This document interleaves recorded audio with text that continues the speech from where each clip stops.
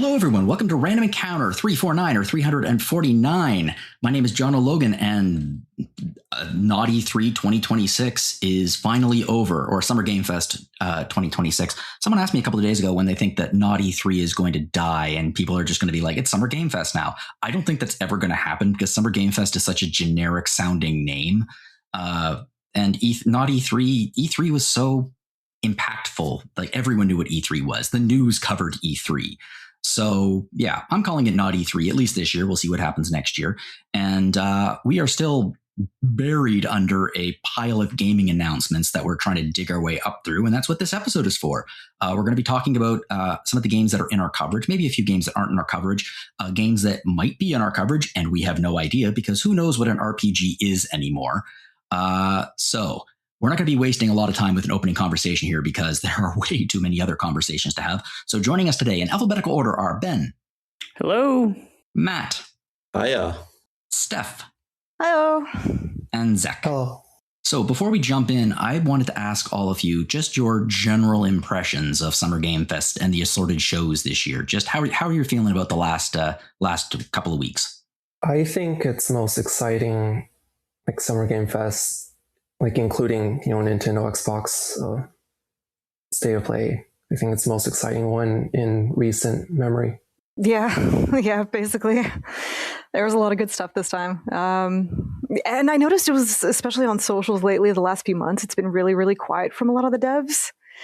So they really came out swinging for the Summerfest. Mm-hmm. Yeah, I think if you're a fan of RPGs, then it is a really, really good showing from pretty much everybody. But maybe if you're not big into RPGs, then it isn't as exciting for you, but you wouldn't be listening to this podcast. So I like how you're just compensating for anyone who could be listening, though. The people got Gears of War and such, things that I have absolutely no interest in playing or ever playing. And that's not judging. I think somebody said it, maybe it was even Jeff said, like, not everything is for you or something like that. Mm-hmm. And that is totally something that I have to embrace every single time we do one of these episodes, because I'm watching and I'm like, oh, this show is just death. But then I'm like, it's not for you. This is not for you. And then inevitably, because it's this Summer Games Fest, there's a game comes along that I'm like, oh, that is for me. Yay. I'm glad I watched this hour-and-a-half long presentation of games that I will never play ever just to get like a 30-second teaser of something. Oh, the teasing was so bad. It just made me hungrier. We had a couple of very teasy trailers that showed like nothing. Yeah, there's one specifically that I suspect that all of us will be sharing thoughts about that was in the that was around the end of the Xbox showcase where everyone is like, that's it. But we will get there in a few minutes. For now, let's talk about the state of play. So Sony State of Play. I really like when Sony starts the show. I kind of feel like it's one of the big ones. And keep in mind that because it's not E3, because it's not, that's actually a hard sentence to say, because Not-E3 is not E3, everything is kind of loosely put together. It's the events are happening kind of at the same time, but not really. Like the Nintendo Direct that we're going to be talking about last was technically not part of Summer Game Fest, but it came like 2 days later, so it is. So when I would talk about these shows and I say like State of Play opened it, that's not saying it opened the actual Summer Game Fest, but it was part of the week. So we're going to start here. And the first game that I wanted to mention was Banjo the Chef. So Dave the Diver, if folks remember, was a massive surprise. It's not indie, but it was categorized by a lot of people as indie, hit a few years ago. And it was like, it had a cooking simulation and like action and RPG elements. It was one of those games that just had like everything, and we covered it. And this is going to be a standalone prequel to it. And much like its predecessor, it has cooking simulation. It has role-playing elements. You have to cook meals to build up your restaurant's reputation worldwide. And it still has like all of the other little mini games and things like that. It looks pretty good. I still haven't played Dave the Diver, irritatingly. It's been on my backlog for quite a while. And this looks good, especially considering that there's a Dave the Diver DLC coming out, or maybe it's already out now, I think. I forgot which. Yeah, I really want to play it. It's hard to pin it down to like just any type of gameplay because it's so balanced, or I guess like unbalanced, and like you're diving 20% of the time, you're in the restaurant like another 20% of the time. Like, I don't know. So I have no idea what this game is going to look like or like what the bulk of the gameplay is going to be. But I know Bancho is a really cool character, and like the pixel art in Dave the Diver is really gorgeous. The music is great. So I'm excited to like see the kind of eclectic mix that they bring this time. Has anyone else played it? Or not played this, obviously, but Dave the Diver? I just really, really want to. Yeah. I'm sadly behind on it, but it looks really interesting. And I do like that kind of mix of, I don't like full sim games, but I kind of like when they mix and match so many of these kind of elements like that. That's my speed. So I think Dave the Diver's mine. It looks pretty cool. And I think with Bancho the Chef, just looking at, again, there hasn't been very much footage and there hasn't been very much information released about it, but I have an odd feeling that it's probably going to be a little bit more focused than Dave the Diver. Dave the Diver has so many different gameplay modes, as I understand it. I think this might be a little bit more focused on like, well, the cooking side of it, because, you know, he's a chef. So it'll be interesting to see how this game performs. It'd be nice if it was as good as Dave the Diver, but who knows? We'll have to find out. We'll have to find out soon, I guess. Following this one up was Phantom Blade Zero. Phantom Blade is it's been talked about for a while. This particular preview that came out was it's a man with a baby fighting a bunch of sword fights, and I'm like, wow, that does not seem like a safe place for a baby. It's action baby. It's gonna be fine. You know, it's action baby. Yeah. Well, yeah. When it's set in an action world, yeah. I mean, Death Stranding did it, so you know. The action baby genre is growing. I love it.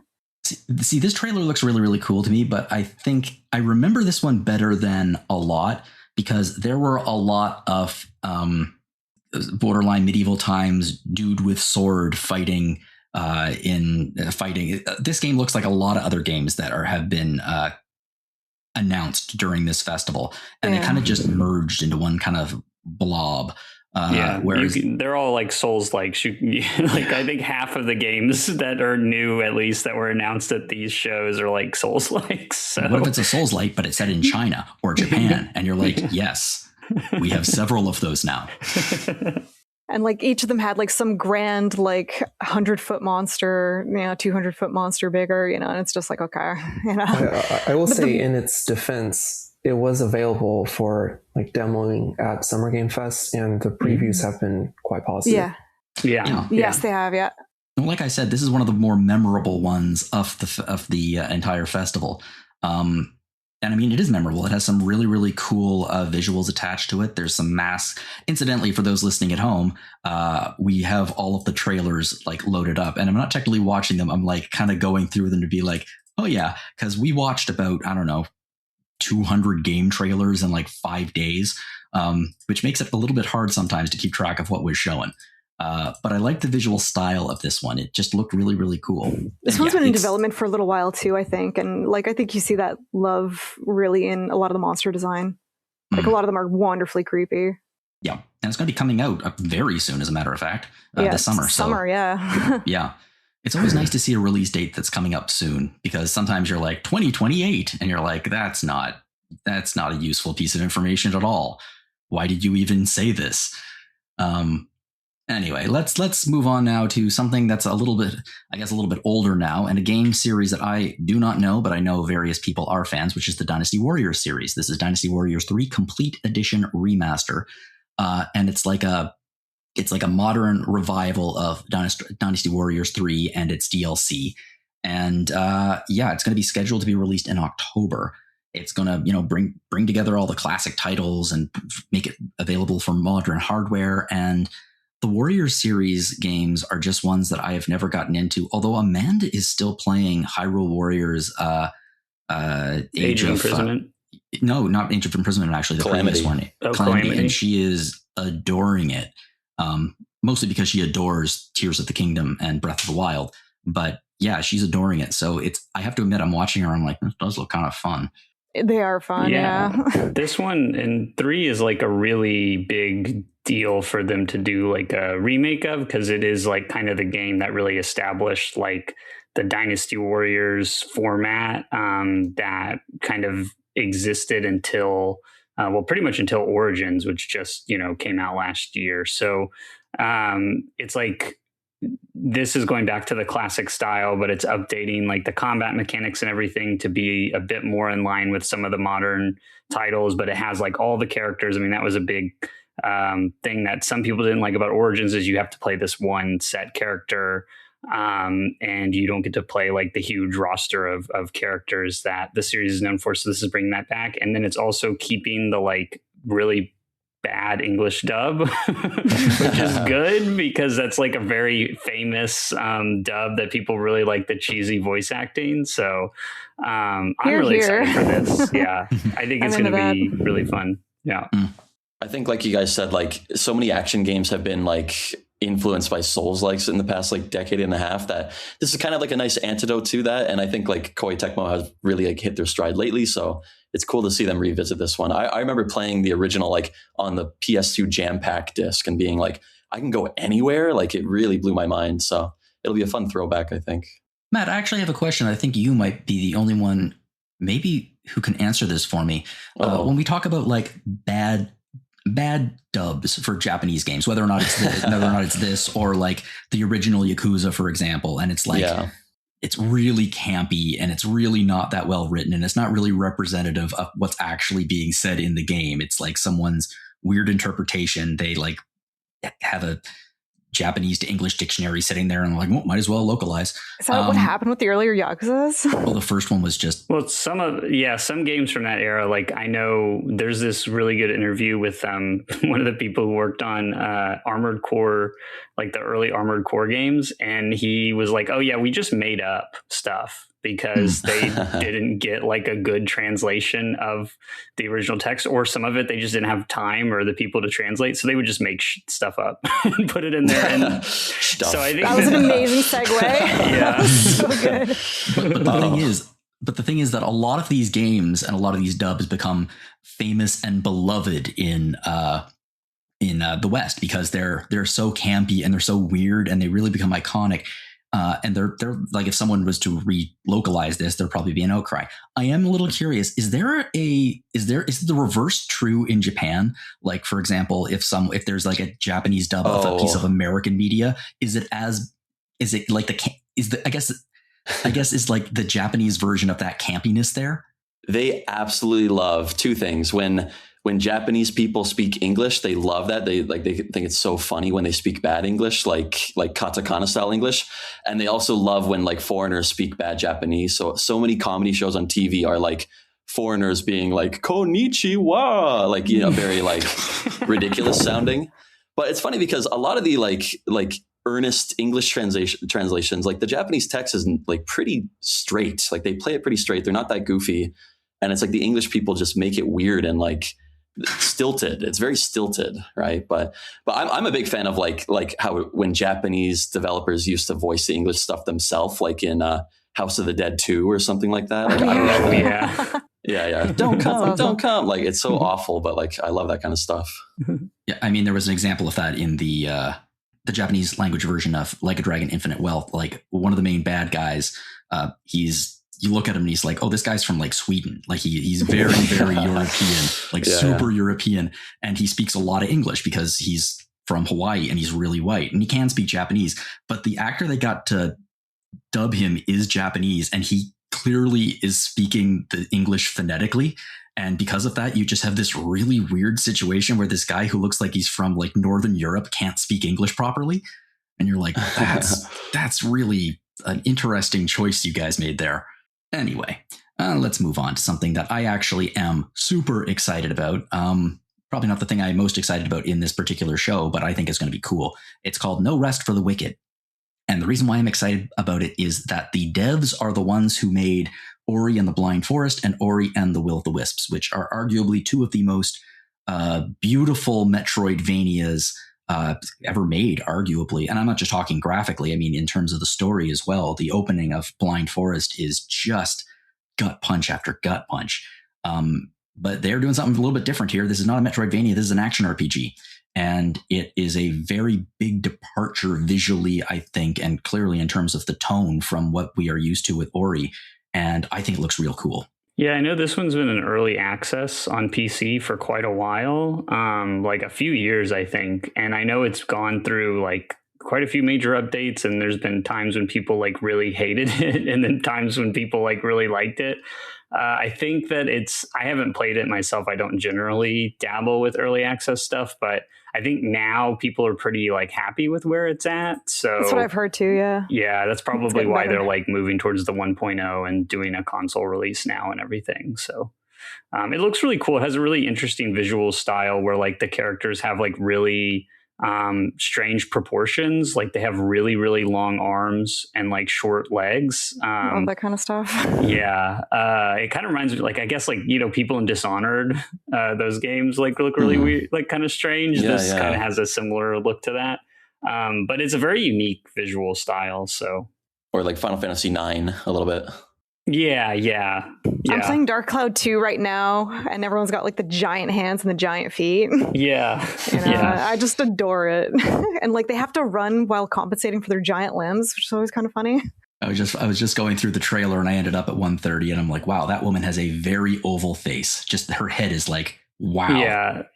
It kind of has that like I think they're doing some visual tricks because of like the perspective is like a kind of a top-down perspective, but it's almost skewed. So kind of like Link Between Worlds on the 3DS, you know, is like where everybody's actually like slanted at an angle, but you can't tell from the camera vantage point. I think there's some of that going on with this too, but it makes it look like a really interesting, it has a very unique look to it. And then I think it's like, you know, it's like Souls like kind of combat, right? Like stamina based and very like weighty animations and rolling and that sort of thing. So still very pretty.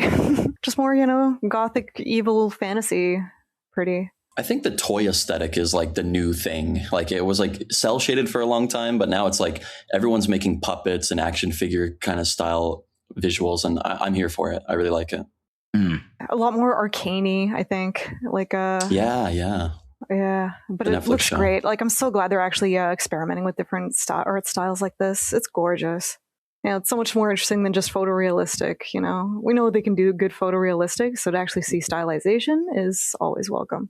Yeah, photorealistic, especially when it comes to animation, it's always it's so interesting that it's been years and years, and the technology and the graphics are so incredible. We still haven't quite figured out the uncanny valley, and the only way to get around that is by changing the proportions very slightly. The brain kind of accepts them as human, more so than if they were like perfectly proportioned. Brains are weird. Couldn't have said it better. Yeah, especially when it comes, well, Steph, you would know better than most. Brains are so weird when it comes to like what we're willing to accept as a realistic portrayal of reality. Oh, for sure.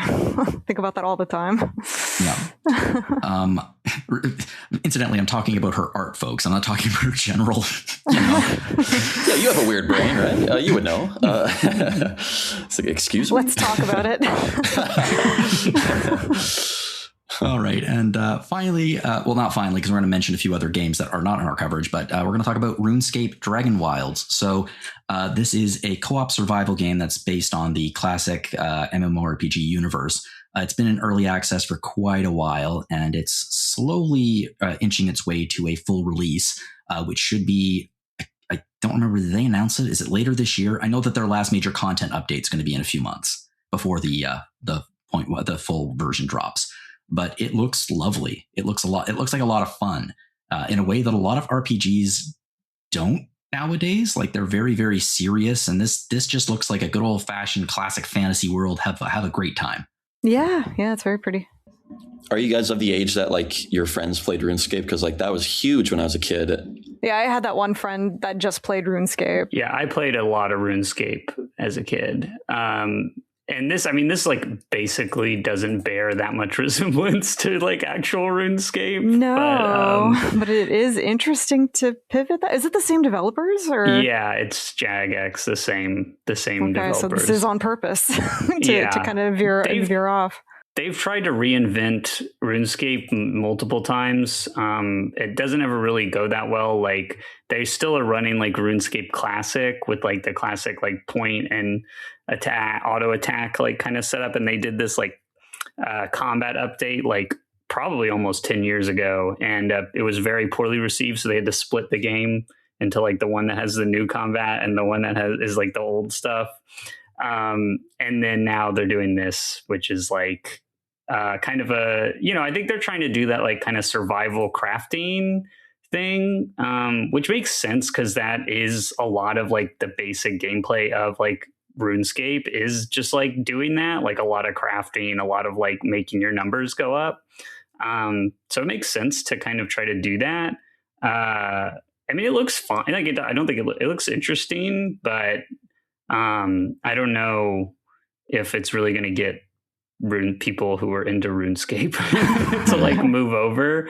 And it does look like I do think that was kind of an interesting trend from these showings just in general, is like MMOs trying to come back. And there was a lot of like, we'll talk about this later with Guild Wars, I guess, but a lot of like talk about like reinventing the MMO genre, which I thought was interesting just because it's like, you kind of have your tentpole MMOs that have been around a really long time, and it seems really difficult for anybody to break into that nowadays. So I don't really know how successful some of these are going to be, but I do think it's interesting that they're trying to like do the kind of MMO thing again, when that's kind of been dormant for a while in favor of stuff like battle royales or other big multiplayer competitive games instead. So this is just like another example of them trying to update the MMO for like a modern audience. But yeah, I mean, it's cool. There's interesting stuff in there, I think. It's definitely way different than like RuneScape normally is. So well, we made the joke that like, wow, Sea of Thieves has been around forever. I don't know anybody who plays Sea of Thieves, but it does look cool. Yeah, I will say that like classic RuneScape is actually more popular than it's ever been. Yeah. Yeah.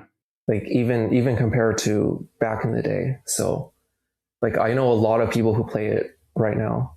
Yeah. That makes me wonder if they would actually switch to something like this though. Because if you're going back to like classic RuneScape, then I think you really want that like really classic style. And so this is maybe not, what you're looking for. Well, this has been out for like around a year in early access, and it's been doing like quite well. I've never played it, but I did play like classic RuneScape back in the day. Yeah, it does have a pretty positive reception on Steam, on its Steam page. I think the appeal of RuneScape has always been that it was free, right? Like you didn't have to pay a subscription like WoW back in the day, or like Guild Wars or something. Or I'm not sure. I don't play MMOs, but I think that would make or break this game, because all the most popular games are like the free battle royales, right? And I think that's why young people especially flock to it. Well, it's a single player game, isn't it? The new one. Yeah, the new one's co-op, I believe. Oh, I think it's co-op, isn't it? Yeah, I don't know. Is it? I mean, I thought it was supposed to be a co-op experience, like play with your friends. Yeah, I thought it was. Around. Like play with other people, but like not an MMO necessarily, right? Like, It's more just like you have your kind of instance world and you have other people in it, kind of thing. It looks like there's a standalone single player version. Oh, I mean, that's music to my ears. So. Interesting. Yeah, that is. That is interesting. That they're doing that. I will say that I loaded up the devs wiki page, and it shows their headquarters, which is at Cambridge Science Park, and it looks like a small town elementary school with asbestos problems. It's just like share that in the chat. I got to see this thing. I will share it in the chat. It's not. I wouldn't call it funny because there's nothing weird about it. It's just like, oh, that's a very anticlimactic thing to call a headquarters. I'm curious if my take is shared. Yeah, I think I went to school there. Yeah, it's very familiar. Yeah, you can, if they lift up the thing, you'd walk in, you'd see the primary classroom, and they have like the letters on the walls and everything, and coughing children. Okay, let's move on now to actually that's the last game technically in our coverage for this show, but we're going to mention just a few honorary mentions that aren't really in our coverage. So one of them is Marvel's Wolverine, and if anyone's a fan of Spider-Man, I suspect they're going to love the crap out of this. And I very much enjoyed Marvel Spider-Man, and I very much enjoyed the X-Men. So I am pretty excited for this. Yeah, I mean, I love the X-Men, and I'm not a big fan of I don't need Wolverine to be like super bloody. I might be in the minority there, but like I love the X-Men too. So I'm excited to see all the cameos that, we've already seen a handful of them in the trailer. So I'm here for the story. X-Men will be a nice kind of change of pace because it was a lot of Spider-Man for a few years. So I think it'll be a nice kind of pivot to a different big aspect of Marvel. I love X-Men. I would love to see a good mutant X-Men game. Yeah. There is Tomb Raider, Legacy of Atlantis, and I think the reason why this has been making the rounds, first off, I hear it's actually quite good. Second off, there was a Streisand moment involving AI and their experienced director, where he was giving an interview, and obviously the game journalists were constantly asking him questions about like AI and the use of AI in the game because it was publicized, and people were getting a little bit, it's a very hot topic. Personally, I am. I wish that it didn't exist, but it does. And this guy was like, no, we use AI, and we'll like use AI to create an environmental object and put it in the environment and see if we like it there, and then we will like get our actual devs to make one. And one of the game journalists asked a follow-up saying, oh, that's really interesting. Is like the item that you put in there, does it have physics? Is it like part of the environment? And he got visibly uncomfortable and was like opening his mouth to answer. And then a PR person like jumped up and was like, this is all we're saying about this. Okay. That's a good Streisand. sign. Well, this is being published by Amazon, right? So that, that might be part of, might explain that whole interaction, like why there's the AI stuff and then why they're being told not to say anything. Well, they don't have enough money to hire devs. Not Amazon. No way. Oh God, I felt so sorry for the guy though, because clearly this is a guy, he has a lot of experience, and this is just a guy who wants to make a good game, and apparently he is making a good game, and clearly he has like his boss is shoving AI down his throat, and then he is asked a question that's a genuinely interesting question about AI using games, and the PR person just like freaks the fuck out and like cuts him off and is like, this interview is over. And you're just like, oh, you should be fired, because as a PR person, you should know that that was the worst thing you could have done at that moment. Yeah, true. Don't talk about dirt textures. This one is a remake, I believe, of the first Tomb Raider.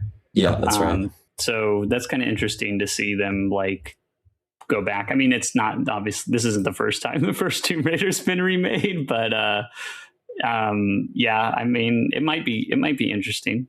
Yeah. Just imagining that an alternate reality where AI didn't take off. The most controversial thing about this game online would be like, are her boobs pointy enough? And that would be it. And we'd be like, that's fine. That's a stupid little thing, whatever. But no, we need to talk about this now. Let's keep going. The Lost Wild, which is Annapurna doing what Capcom won't and making a dinosaur survival horror game. I have to admit, I've always been a little bit surprised that they didn't bring back Dino Crisis. It seems like such a slam dunk. It has nostalgia written all over it. People loved that game on the PlayStation, and they just don't do it. So someone else is now. Don't remind me. It makes me sad. I believe in Annapurna. It was one of those cases where I was like, could it be? I don't think so. Maybe. No. Yeah, everyone in the chat was like, no. Oh, no. I think Annapurna has been killing it. So like, I really believe in them. I trust whatever they make nowadays. So I'm excited for that one. I'm only going to mention the next one because something funny happened to me. I was watching the show. I was chatting with people, and I dropped something. I think I dropped a piece of popcorn or something underneath my desk. And I went under my desk, and it was a trailer I did not give a crap about, Stuntman Hollywood. And then the Back to the Future theme chimed in, and I literally shot up and bashed my head on the bottom of my desk. Because for a second there, I was like, are they announcing a new Back to the Future game? This isn't... Oh, no, they're not. This was I do care about this one. And it worked. Stuntman, that's a great... I don't know if anybody's ever played that on the PS2. They are really great game. I'm surprised they brought it back so many years later, Yeah, it's pretty wild. I never really thought that it would come back. But yeah, I'm excited for that one. There's not a lot of games like that where it's a driving game, but it's not like a racing game, right? Like you're executing stunts basically. So it's like the original one is like very precise. Like you really have to execute on the stunts very, very well, or else, you fail. It's very trial and error, but it's really fun. So it's cool to see something that old. There are many like it. Yeah. So it's actually good. They're bringing racing back. That's it. We're back in a new racing era. Yeah. I wonder if that was inspired by Driver, because like Driver 1 and 2 were like such a big deal. Developer. Oh, okay, it's the same developer as Driver. Yeah, I loved Driver. So yeah. I mean, this one isn't. I think Reflections, I'm pretty sure, is either gone or they got subsumed into like the Ubisoft Borg. But Driver and the first Stuntman were made by the same studio. Yeah. Okay, great games. Yeah. Cool. Until Dawn 2, which is technically in our coverage. We covered the first one. It's like another cinematic horror game, a little bit like Supermassive. And this is being developed by Fire Sprite, which is interesting because the last thing they worked on was the VR spin-off of the Horizon games, which I didn't play because I did not spend that much money on a PlayStation 5 VR headset. But yeah, it looks good. It looks, built around player choice, branching narrative and consequences and that kind of thing. It's one of the current like horror adventure games that are out there. I'm a fan of these games, although I'm a little bit. I'm wondering why they named it Until Dawn 2, just because we've had so many games of this style with like their own branding, and like this one looks so different from Until Dawn 1. It's probably just solely on name recognition that they're labeling it 2, Yeah. but I'm still excited for it. Because it's not the original developer, so they're like, yeah. So they remember Until Dawn. Yeah, that's I think so, because they own, like, Sony owns the IP, right? So they don't need Supermassive to like make them. So they probably, just are like, oh, well, we'll do it and we'll name it the same thing, give it to a new dev, and then that way people will have buy-in. Otherwise, if they called it something else, maybe people wouldn't be as interested, I think is probably why. Well, who was the dev for like the remake of Until Dawn 1 that people forgot about? That came out like a year or two ago, like just... was that also Fire Sprite? I can't find out. I'm not sure. Let me check.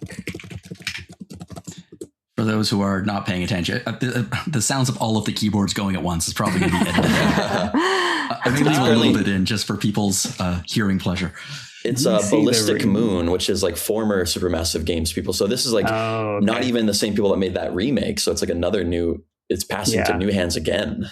I don't think that remake was very well received, so that might be why. It was unnecessary, I think. But this is technically standalone, but there are some characters that are returning, so it's not like it's a completely standalone, which is why they're slapping a 2 on it, I guess. Oh, okay. So there are Until Dawn 1 characters in it. I guess so, at least according to Wiki.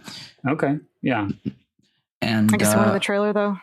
Yeah, and last but not least, something that is once again going to be a hot topic with RPG Fan in the chats, whether or not we do or do not cover this, which is God of War Lao Fei. And God of War definitely has RPG elements in it. The question is, does it have enough? We're not going to talk about that right now, but this is a spin-off that it looks like it's going to be really, really good. We saw like a good 23 minutes of footage, I guess, and the entire time it was like, oh yeah, this is a slam dunk. This is going to be great. The mechanics look a lot more freer than with the oh my god, sorry, brain farting. The 2018 ones. Yeah, basically, the 2018 one. So it looks a little bit easier to play, and she's a bit more aerial combat focused. It looks so like I think young it'll be really Kratos interesting change again. of pace. Like the original trilogy kind of gameplay a bit. Yeah, spinning around and jumping up. Yeah. It's always hard to say with these trailers because it's likely the very beginning of the game. And like you don't really know how that's going to progress through the game. Yeah, that's a really good point, Zach. Like you don't really know, you're not going to see like access to the full move set or anything like that in this kind of showcase. Yeah. So did you guys see like the analysis where like when Kratos pops up for like 5 seconds in the early bits of the gameplay, it's like timed perfectly with when Thor kills him in like the opening minutes of Ragnarok. Oh, I cool. believe. And when he like resuscitates him back to life with like Mjolnir's lightning, that's why Kratos disappears again. Apparently, like they're really paying attention to detail to make it like parallel to Ragnarok, especially. Yeah, I thought that was so cool. Like that impressed me. But they seem really in the zone when they're making these games now, so it'll be interesting to see. Third time's a charm, I suppose. It's like the most AAA game like out. It's like quadruple A. It was interesting to go back and see the original cutscene from Ragnarok and just how Laufey's hair physics, really took a level up too. And just in general, it's interesting to see some of the quality of games right now at this Summer Games Fest stuff. Yeah. And like the hair quality is always impossible to get perfectly, but it's getting there. And like a lot of the atmosphere and color is just really popping. Okay, well, that was the state of play, and the next big show. That, like I said, there were lots of little shows here. We can't talk about them because we'd be here for 4 hours. So we're just going to hit the big ones. There are some really cool games in some of the smaller shows. the wholesome direct, and Women-led Direct had some really, really interesting looking games in it as well. So I recommend that if you're curious, check those shows out if you haven't already. So we're going to pick it up with Summer Game Fest. And again, some of these games, the games we're going to talk about are probably in our coverage, and we'll talk about some more after that definitely aren't. First one is Stranger Than Heaven. Oh boy, do I have some thoughts about Stranger Than Heaven. January 15th, 2027 is the release date for pretty much everything. And we've seen quite a bit of this game thus far in terms of the setup. It's going to be taking place over a series of decades in Japan, and we see Japan change and grow, and the main character change and grow along with those times. Turns out that based on not this trailer, but the trailer a few weeks ago, it's going to be a Tojo Clan origin story. So it does take place in the Yakuza universe. We're going to see a 1960s version of Kamurocho, which I'm pretty excited about. And also, everyone knows how big a fan of Like a Dragon I am. And I'm not what I would call a rap fan, but I still know enough that when Tupac showed up, I was like, what the yeah, I mean, I get like Snoop Dogg being in it. That kind of makes sense because like the Yakuza Snoop games Dogg being in this makes no sense, Ben. It makes no sense. Okay, hold on. Let me finish. Because like Yakuza loves to put like celebrities in the games, right? Like that's it, and especially like Japanese celebrities in the game. So I think if they're like, oh well, we want to incorporate some American celebrities, like okay, you want to put Snoop Dogg, he's a gamer, whatever. Like that makes sense, and they want to have this kind of hip hop vibe to the game. Like I get that. I think it's a little weird to have a dead guy. Well, they also have that with Bunta Sugawara, right? So, you know, oh yeah, I guess that's true. Toshiro Mifune too. 2014, right? Yeah. So, yeah, like but they're it's just shrugging at it. Odd about like I don't like it either. Someone who's so famously dead too, you know, like he like was killed tragically, and like now he's in this. I don't know. It feels like a little disrespectful. I don't think that was the intention, but it's like, I don't know about this guy. On the plus side, apparently it has been confirmed that they're not going to be using AI to resurrect this guy. Oh, that's good. Yeah. So hopefully they're not going to be using, that being said, I don't trust them. But like, hopefully that means they're not going to have like a human performance and then toss on an AI voice filter. Hopefully they'll get a sound alike. Yeah. I don't know that's worth it. But no, whatever. At that point, they're literally puppeting his corpse. Puppeting his corpse. Yeah. And it's just like, it is weird, but it was the most surprising thing I think of any show. was Tupac showing up. Yeah. It was weird. Miss Piggy didn't show up in the Summer Game Fest. I was surprised, but Tupac did. It's like she and Jeff broke up, so you know. I didn't know that. That's very sad. That's very sad. I didn't know that. Okay, well, I'm glad he rebounded with Tupac. Now they just need to have like Biggie Smalls as like Mr. Shakedown or something like that, like patrolling the streets. But I mean, I would suspect. Okay. Also, ignoring Tupac in the room, I have to admit, we got more details of gameplay, and this made me go, which is the combat is not going to be traditional Like a Dragon Yakuza combat. It's going to be very, very different. It's going to be you can control either side of your body independently using the finger triggers, and I'm just like, oh. That's going to be interesting. Yeah. I don't know if I like that or not. And I've read some previews, and it seems evenly divided between, oh, this works pretty well, or this is utter dog shit. So hopefully they are able to take some feedback and be like, oh, we got to tighten this up. Otherwise, I'm going to inevitably wait for someone to mod in Yakuza combat at some point in the future. Inevitably is probably right. I mean, we actually, I don't think, do we know what engine is in? It might be, if it's in Dragon, they can do it. Probably, I would imagine, but yeah.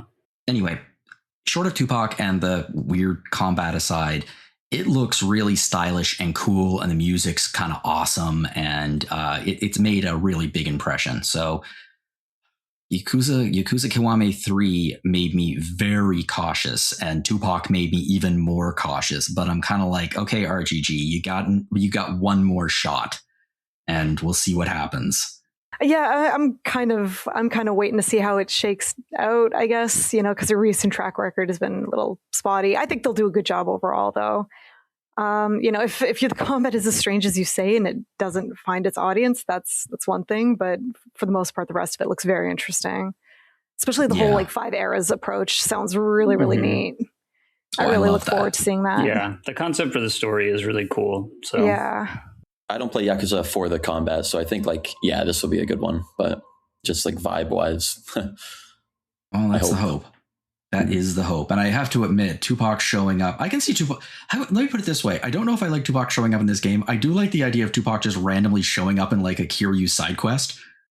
Yeah, or like as a Magic Johnson. As a Magic Johnson. If he shows up as Magic Johnson, that's what I want. More than anything. Magic Jackson. Magic Jackson, that's it. That's what I really want out of this game. I want them to do a duet. God. All right. Well, going from I guess a Yakuza game to something that we don't know what this is yet. It may be in our coverage, it might not be, and that is Teenage Mutant Ninja Turtles: The Lost Ronin. Platinum Games are working on it, and this is, for those who don't know, this was a comic book series set decades in the future in the Teenage Mutant Ninja Turtles universe. And there is one turtle left. We don't know what happened to his brothers, but there is one turtle left. He uses all of the weapons of his brothers. He's like Old Man Logan. It's basically Old Man Logan, but Teenage Mutant Ninja Turtles. Yeah, good way to put it. Yeah, and the comics were really, really good.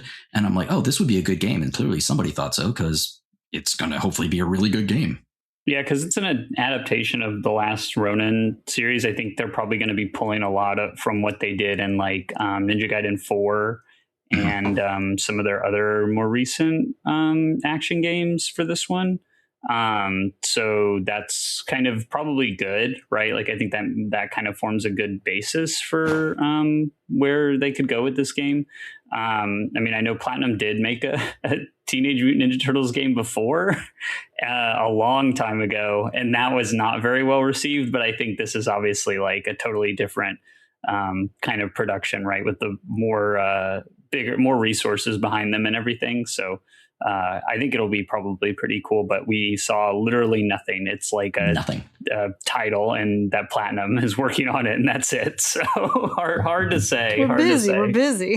I think it's cool that TMNT games are famously co-op, right? Like it's perfect for it, but this is perfect for a TMNT single player game, like swapping between the 4 sets of weapons. Like that's going to be really cool, I hope. But yeah, that's why I brought up Ninja Gaiden, because that's like a bit, Ninja Gaiden 4 is like the last game that the big action game they worked on. And that's obviously like a big thing in Ninja Gaiden is swapping between weapons. Yeah. Even sometimes like mid combos. So I think there'll probably be a lot of that in this, but who knows? I imagine it's not close to release, and it's going to be like one we'll see a couple times in the next couple years before it actually comes out. So yeah, who knows is said a fair number of times, to be honest, in all of the shows, because we, sometimes we get information, sometimes we don't. Let's talk about a game we actually do have some information about, and that is Guild Wars 3. So this is the newest entry in the relatively long running MMORPG series. And let me see here. So, wow, it's been running since 2005. So yeah, it continues in story. It continues the story. It looks really, really cool. Last year, they did a re-release of the original game. They named it Reforged because apparently, if you release anything, if you release a new version of anything, you have to call it re-something. So Reforged, and this looks like a lot of fun. Kind of like I said earlier, Re-reckoning. Yeah, it just looks like a beautiful art style and possibly just a fun time. Has anyone ever played Guild Wars? Yeah, I played when Guild it came Wars. out. Yeah, very early on. The original, and I played some of 2, but I haven't played it for a really long time. So, but it looks like they're trying to add some like more interesting like traversal mechanics to this. So, I mean, I know Guild Wars 2 is like still pretty popular. Still has a lot of players. So, I don't know. I'm curious to see like more, I guess, what the combat is like, because I think they may be trying to change the things a lot compared to, Guild Wars 2 is pretty traditional like MMO combat. So it'll be interesting to see where they end up going with that. But it's hard to really say right now. Well, I said that a few minutes ago, I said that Stranger Than Heaven was RGG's last chance for me, and that's not quite true, because while I am not a fan of the Virtua Fighter series, this looks interesting. It is Virtua Fighter Crossroads. Basically, I think RGG like saw Street Fighter 6's World Tour mode and were like, yeah, we'll have that. And we'll make it an entire game. It's actually a weirdly sensible pivot now that I'm thinking about it. Yeah, it looks like a Yakuza it's kind game. Of an interesting, yeah, but it's kind of an interesting blend, because like it feels like fighting games often appeal to fighters, but this might be a way to actually expand that a little bit. And, you know, without the necessity of competing against people who play 8 days a week, as I like to say. Mm. You know, so it's interesting they're adding a more of a, it looks like story mode approach to kind of give it something a little different. I feel like they're moving away from, this is not a game that could probably work in the arcade, obviously, because it's a story mode, and certainly not in like a 1v1 kind of style game. That's what sucks. A lot of arcades are shutting down. I know, it is sad. A few months ago, I don't know, I think I was doing some research on my hometown, and I found a video from 1990, like some drunk teenagers managed to get their hands on like an over-shoulder video camera in like 1994. And they went on a tour of New Glasgow, Nova Scotia, my hometown, and they like went to the mall, at the Highland Square Mall, and they were like going around. It was almost made me sick to watch, but I was like, oh my God, this is the mall as I remember it. And then they went to the arcade, and I was like, oh crap, I spent so much time there. I almost forgot what it looked like, which was neat. Yeah. The good news is, like, my students will, like, after school, they'll go down the street and there's like a Sega arcade just down the way. And like, they'll be like, yeah, I was hanging out with my friends, like playing whatever, right? Street Fighter 6 or like House of the Dead 4 or whatever it is now. Like, it's still not thriving, but it's surviving here. Yeah. Arcade culture. That's nice. Sure. Yeah. Yeah. I'm really excited for this. I mean, it's been forever since like Virtua Fighter had like a truly new entry. You know, they've done a couple releases semi recently, but those are like revamps of Virtua Fighter 5, which is like the last true Virtua Fighter game to come out, and that was a very long time ago.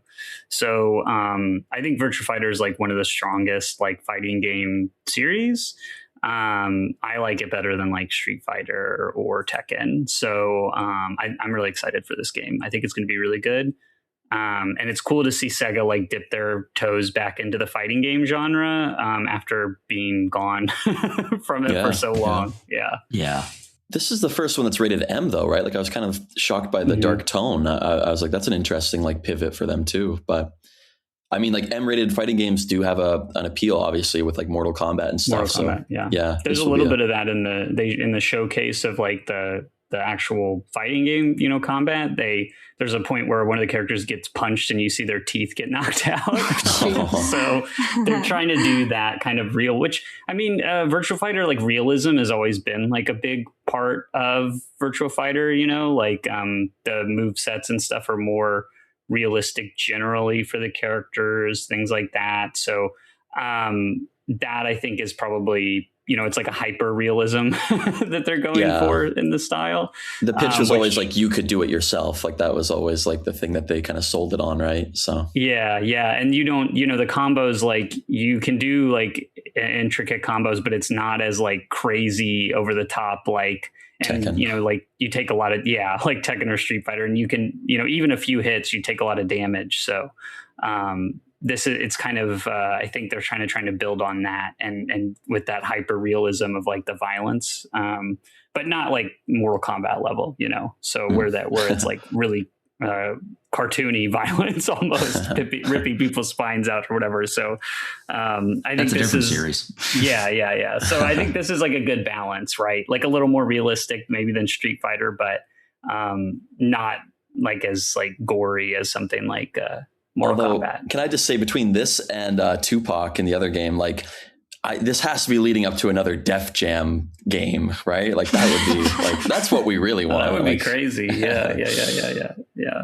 All right. Let's move on to something that actually looks pretty cool. Although I from my understanding, it's gotten a slightly mixed reception. The demo was released. It's called 1666 and that's going to have some really harsh sounding sibilants on it. Yeah, right. 1666 Amsterdam. So this game may or may not be in our coverage. It appears on the surface like a Souls-like, but I've heard it's like Assassin's Creed with witches. That's what I thought. Yeah. Zach, is this on your horizon at all? A little bit. It's actually from the Assassin's Creed co-creator. And there have been some, I don't want to say controversy, but there's been some conflict between the developer and Ubisoft. So that's they tried to prevent him from making this game, right, Zach? That's what I heard about it. Is like I'm not sure if there are any like legal battles, but there's definitely been some issues. Well, I mean, it involves witches and cats, which is an aesthetic that goes down pretty damn well. I'm enjoying the vibe of the trailer. There's like a 25-minute demo, and it's pretty heavy on story and like cat gameplay. It's like it's not as like actiony as you might be led to believe by the trailer, but that could be cool in its own right. But yeah, I heard a bit of mixed reactions from it so far, but it's one I would keep an eye on. I think playing as a witch that actually does a bunch of like cool magic is actually kind of cool. I will say games with mixed reactions are interesting to review. So yeah, definitely. That's very true, Zach. Yes. All right, we're going to move on now to a piece of DLC, which is Monster Hunter Wilds Ascendance. So this is going to be coming out in 2027. There's going to be some new mechanics. It's going to be weather manipulation, which is kind of cool. A bunch of new monsters. I really wish I was into Monster Hunter. I really do. I don't think I can be. I feel like if I ever played one and I really liked it, I would be sunk forever because there are so many of them. But it looks like a lot of fun. It looks like a Monster Hunter game, which it is. I will say I reviewed the original Monster Hunter Wilds, and I think my main critique in the review is that there's just not like that much content. Because when I started playing, like I played like in the morning, and then by noon, I think, or a little bit, like by noon, I was already done with the game, and I got the platinum like a few days later. For real? And like a forum in Japan actually quoted our review and mentioned that like there's just no content in the game. So there's nothing there. It's a foundation. Yeah. No, you actually say it here. There's an exceptionally strong foundation to build on. Yeah, but I guess it sucks if they're already pivoting to a DLC. I'm interested to see if this will fix those issues, because I guess the equivalent is Iceborne from Monster Hunter World, and that expansion was actually bigger than the base game. Yeah. So there's likely more content in this than in just base Wilds. Hopefully. Yeah. So we'll see. And I think too, like for a long time, we were only getting the expanded versions of Monster Hunter games. Like we got 4 Ultimate, we got 3 Ultimate. And so I think people like that kind of set an expectation. We also got like Generations Ultimate. And so people, like those games had so much content partially because, as Zach is saying, like the expansions always add like a lot of content to the game. And so I think that there's a lot of precedence anyway for the expansions to like really improve. I mean, I thought that like Rise was really improved with like Sunbreak, for example. So I think, and I know that this game sold really well, and I played it also.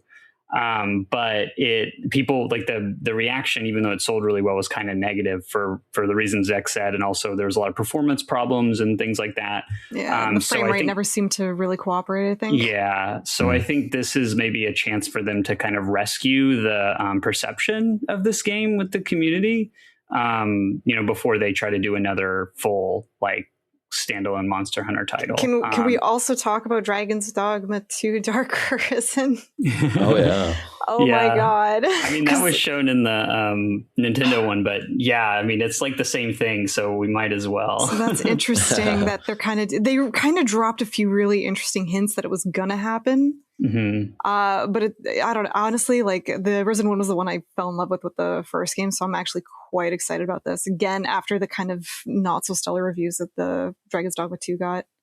Yeah, I'm a big fan of Dragon's Dogma 2, but I do think like Zek was saying about Wilds, it's like a good foundation that's not like fully baked really. Yeah. And I think Dark Arisen 2, or was it Dragon's Dogma 2 Dark Arisen, I think is what they're calling it. Yeah. Something but I think, like that. Yeah, I think it will be, I think it's going to really improve that game, and the foundation's already so strong. Yeah. I think Capcom gets away with that a lot, to be honest. Like Street Fighter V was like the same thing, Capcom where it's like gets away with a lot. It's like, it's not ready yet, but like we'll beef it up with like, championship editions and all this like in 2 years. Like, I mean, what Monster Hunter Wilds came out like March last year. Like it's been over a year already. Like, I feel like they've kind of missed the window a little bit, or maybe they've waited just long enough that people are like, oh yeah, that game exists. Like, Well, I think this is the same release timeline that both Iceborne and Sunbreak were. Yeah. So I think it's actually a little longer. Oh, it's those were about a year and a half, and it's been close to a year and a half. And so it'll be like 2 years. Because this says 2027, right? So yeah. I imagine it'll be early. They usually like to release Monster Hunter stuff like between January and March, but I mean, it makes sense though that it took longer. It's a PS5 game, higher fidelity. So, but yeah, I'm confident that this will kind of like save Wilds, as it were. And I think will Dragon's Dogma be saved, or is that one kind of done and dusted after this? Well, I think Dragon's Dogma 2 is in a better place, the base game, than Wilds. So I think.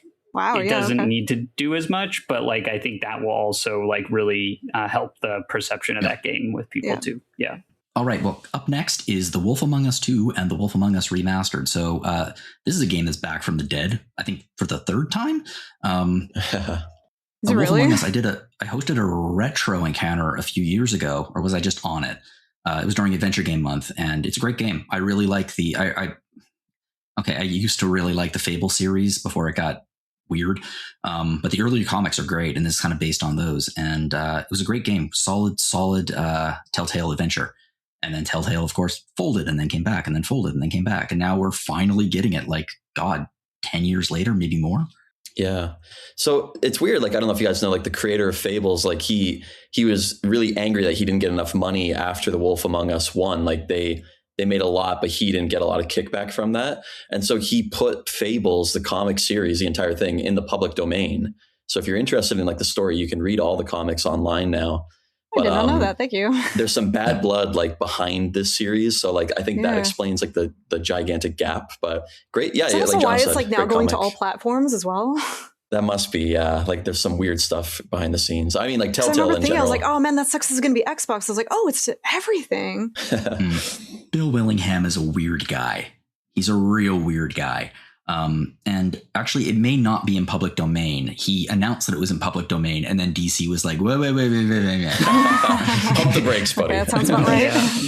Yeah. But the bottom line is that we're getting The Wolf Among Us 2, and it looks like it's going to be focused on like it's a noir type game that's going to take place in the real world, but fairy tales are real and they live among us.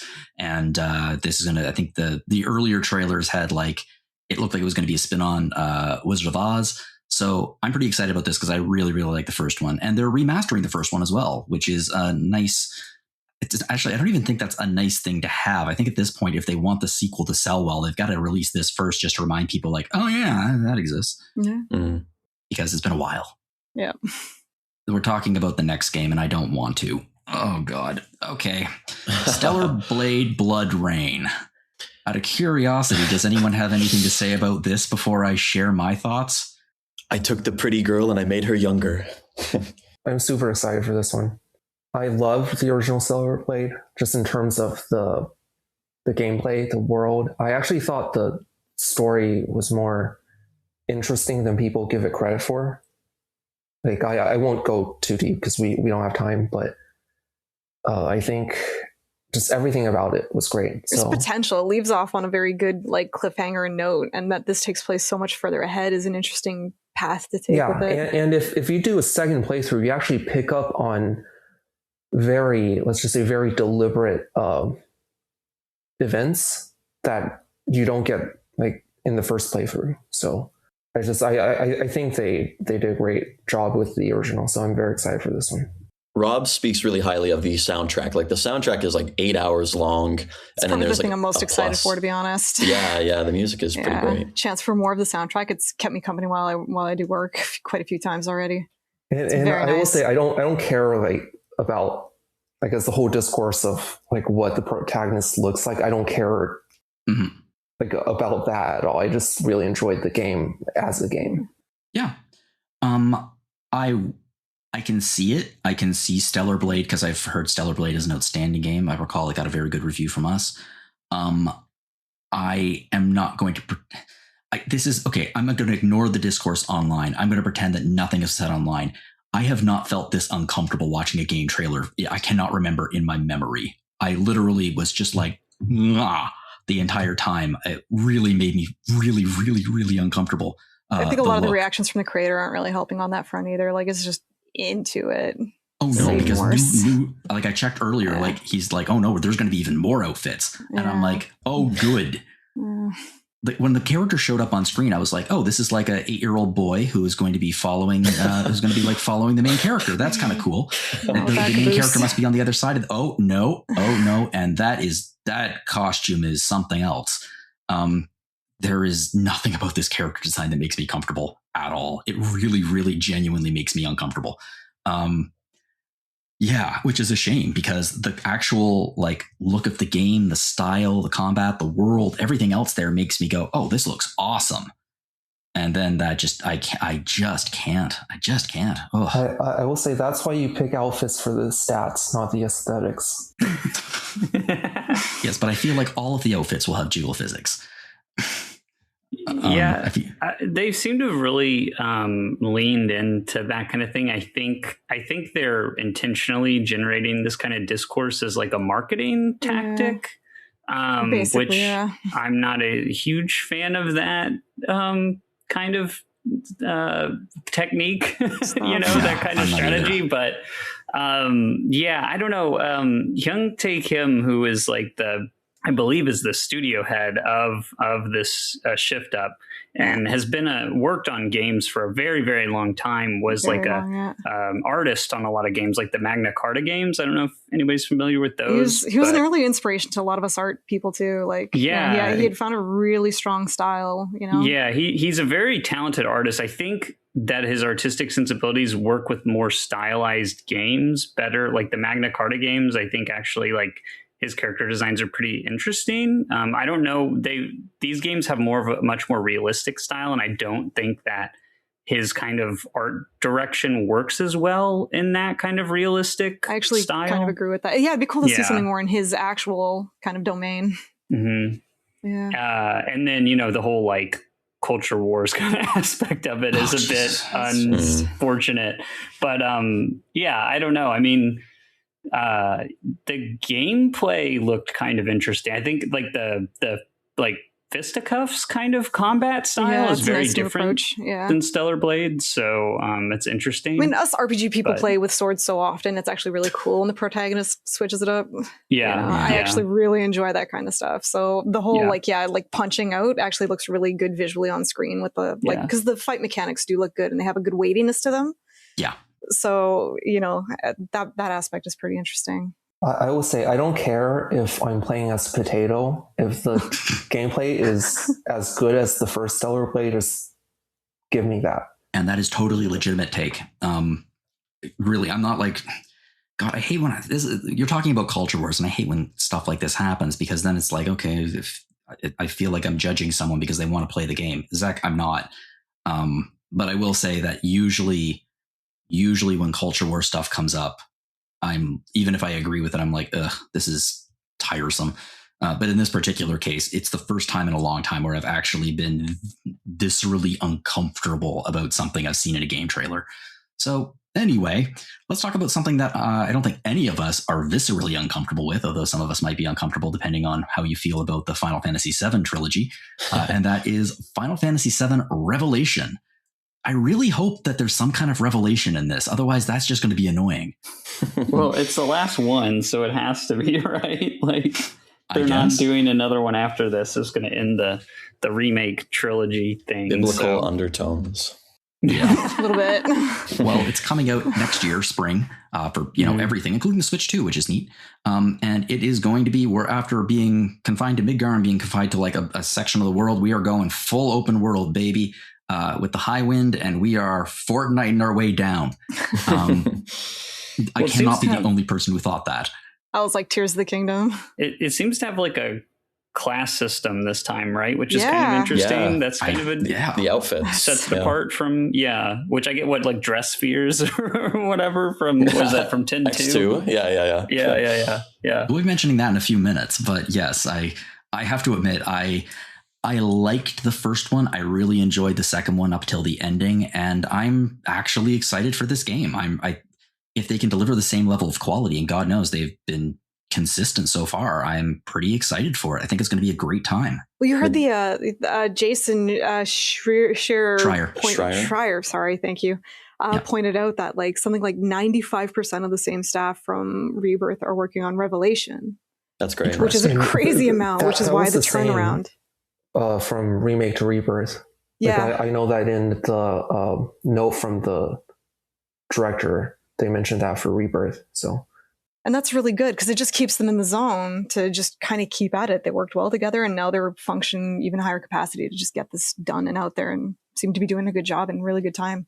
Yeah, that's a good thing. I think that's something that's like something you would never see in like an American development project between 3 releases, like them keeping almost the entire team through all of them. Like, you're furloughed. Yeah, this does not happen in AAA development anymore. That's kind of still more unique to the Japanese industry, which I think is a good thing. It's remarkable. It is why it looks very similar to Rebirth, I'm sure, but I don't think that's a bad thing. I think they should, they need to do whatever they need to do to get this thing done, right? So asset reuse and things like that is a good thing as long as the game comes out. And it's not, there's not going to be as big of a gap between this as there was between the remake and Rebirth. So that's a positive too. My hot take is that asset reuse is a dirty word that shouldn't be, because I think asset reuse is like, I think it's fantastic. And I smart, do think fast reuse. From what they showed, like Revelations does look meaningfully better than Rebirth in some ways. So like the fidelity, there is improvement. Some of the quality of the models looks like they got touched up for sure. I'm interested in seeing like how the gameplay is, because this was like before I joined RPG Fan, like I had a code for Rebirth for guide purposes. And I wrote like basically the only day one, like comprehensive guide for it. And the gameplay is just amazing. Like every single character is good. You can have great builds with anyone. Yeah. Right. Like even Kate Sith, who actually has so much Kate Sith actually has the highest, some of the highest potential of like any character in the game. People just can't use them very well, I guess. Yeah. No, I mean the combat system I think is the best thing that this remake series like has done. Like I really wish like 16 had kind of used this combat system, because it's a nice mix of like the action based combat with like the still having turn-based elements to it. And it's very strategic, and every character feels really unique and different. So I agree, Zach. Like this, I think this is going to be good, at least from the gameplay standpoint. I don't know about the story. I don't know. I know people felt like Rebirth was maybe disappointing in some ways in the story direction. I hated the ending. Yeah, I hated the ending. Well, I will say this: like after I finished my first Rebirth playthrough, I just started up again on hard mode and just like rushed to the end, and it was like less than 10 hours. It was not very long at all. And I think that just like mastering the gameplay will allow you to do like any fight at any level with no issues at all. And I think that's kind of interesting in like a game like this, because you can't in like a lot of other more traditional RPGs. So I think I can't say enough. Yeah, it's almost like it's like Souls in that way, right, Zach? But like it's a totally different system. So it's like interesting that they were able to like do that with such a different gameplay system. Yeah, and I actually think it's even more interesting than most Souls games, because you can switch between different characters, and each character has their unique strength, which I wonder if like it's going to be a little bit worse in that regard in Revelation with the class because system. Of the class system. Yeah. Yes, because the balance. That seems really risky. I'm That's excited, but I really think it's a weird risk, because especially if you're starting from the ground up, like, you can cast fire now. We could already do level 3 by the end of Rebirth. Yeah. So, and like, I don't really see my Tifa as a black mage. I see her as a, going up there and fighting. But all this. Yeah, but all the same, I'm like I found Rebirth got a bit tiresome by the end of it, so they did have to juice it up a bit, do something different. So I'm very curious how this goes. I do think it's exciting. It is an exciting twist, and I'm happy there's more outfits.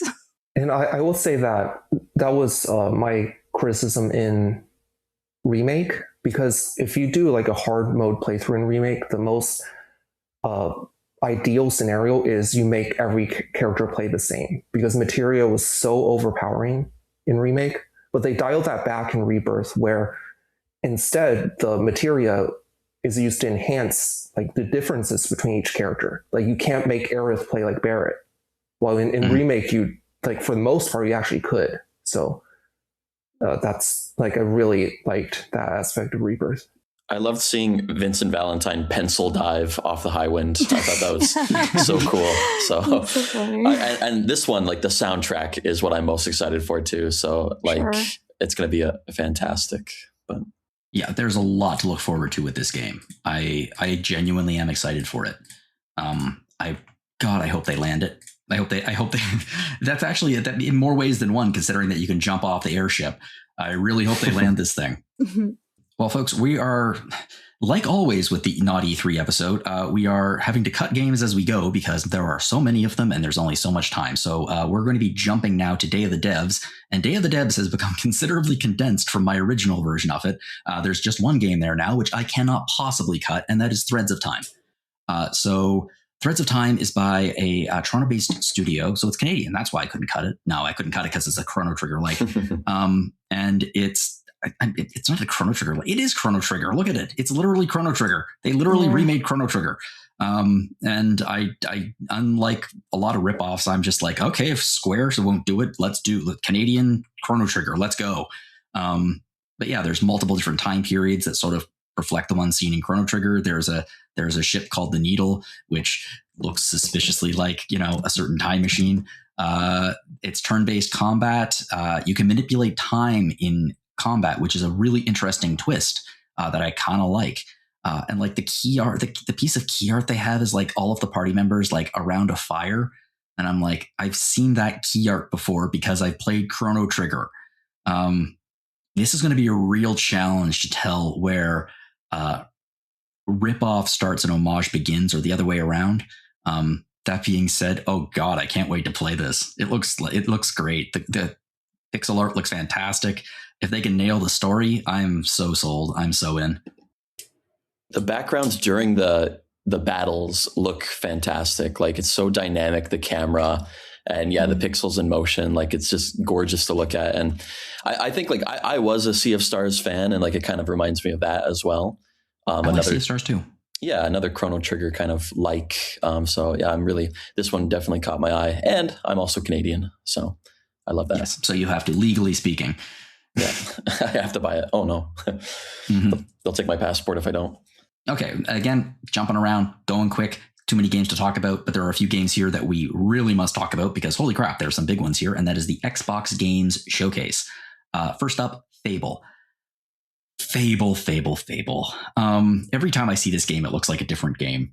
Every single time. It's really weird. I still don't have any idea what this game is actually supposed to be, which is not, I don't think is a great sign for the game. But I mean, I want it to be good. And I don't know. I mean, I kind of feel like Fable's always like been one of those series where the ambition and the reality don't really match up. Even though I like Fable, the first Fable, and I like Fable 2 quite a bit. Fable 3 is okay. But yeah, they all kind of like way over promise, under delivered. And I don't think this game is doing that, but it's like, I really have no idea what this game is actually supposed to be like or play like. And they've showed it many times, and it still has that feeling. So I know that there's been some coverage of it like going through a kind of like a bit of development problems, particularly because they're trying to use the engine they use for Forza Horizon for this game. And I think that's probably a big part of it. But I feel like they're trying to show like the characteristic like British humor and things like that in here, and so that's appealing. But as for what the actual game is going to be like, I really don't know, but I'm hopeful that it'll be good. Well, the release date is set for February 23rd, 2027, which is probably going to be more of a fable than the actual game in terms of it being real. There's no way. There's no way. I wouldn't be surprised if it gets delayed, but yeah, I wouldn't either. Haley Atwell showed up. I love Haley Atwell. She's one of the few movie stars in like the last 15, 20 years who I'm like, oh, I have a crush on Haley Atwell, because she's awesome. And I have to admit, like the idea that in the trailer, it's like she's like these heroes that are going around the world. They're just in it for themselves. I'm the real hero. And you're like, oh, but you're clearly the villain. So that's an interesting dynamic. I kind of like that. That's going to be interesting to see where you take that. And I hope they take it somewhere interesting. I'm excited for it. Like, despite not knowing what it is, it's usually a stupid good time playing Halo. You know, a lot doesn't work, but the stuff that does, you have enough fun with. Well, let's go on now to something that all of us are looking forward to, I think, even those who haven't actually played the games. And this might be a good excuse to play the game, and that's Persona 4 Revival. So this was announced a while back, but we now have a release date for it, and we see a little bit more of it. It's going to be released on February 18th, 2027, and it's going to be updating the visual style to match Persona 5 Royal. It's going to retain all of the expanded elements from Persona 4 Golden, so it's not going back to the original. It uses like modernized interface, some new character interactions. It's going to be refining the turn-based combat system. Basically, it's Persona 4 it's just refined, I guess, for using some modern day. 4 with more. 4 with more. That's a good way to put it, Steph.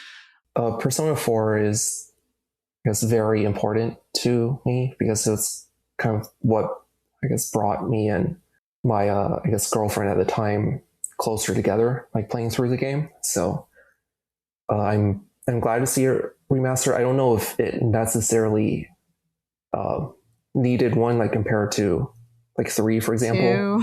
2. Yeah. But I'm interested to see like what they do with it. If there's going to be like new content or if they're just remaking Golden.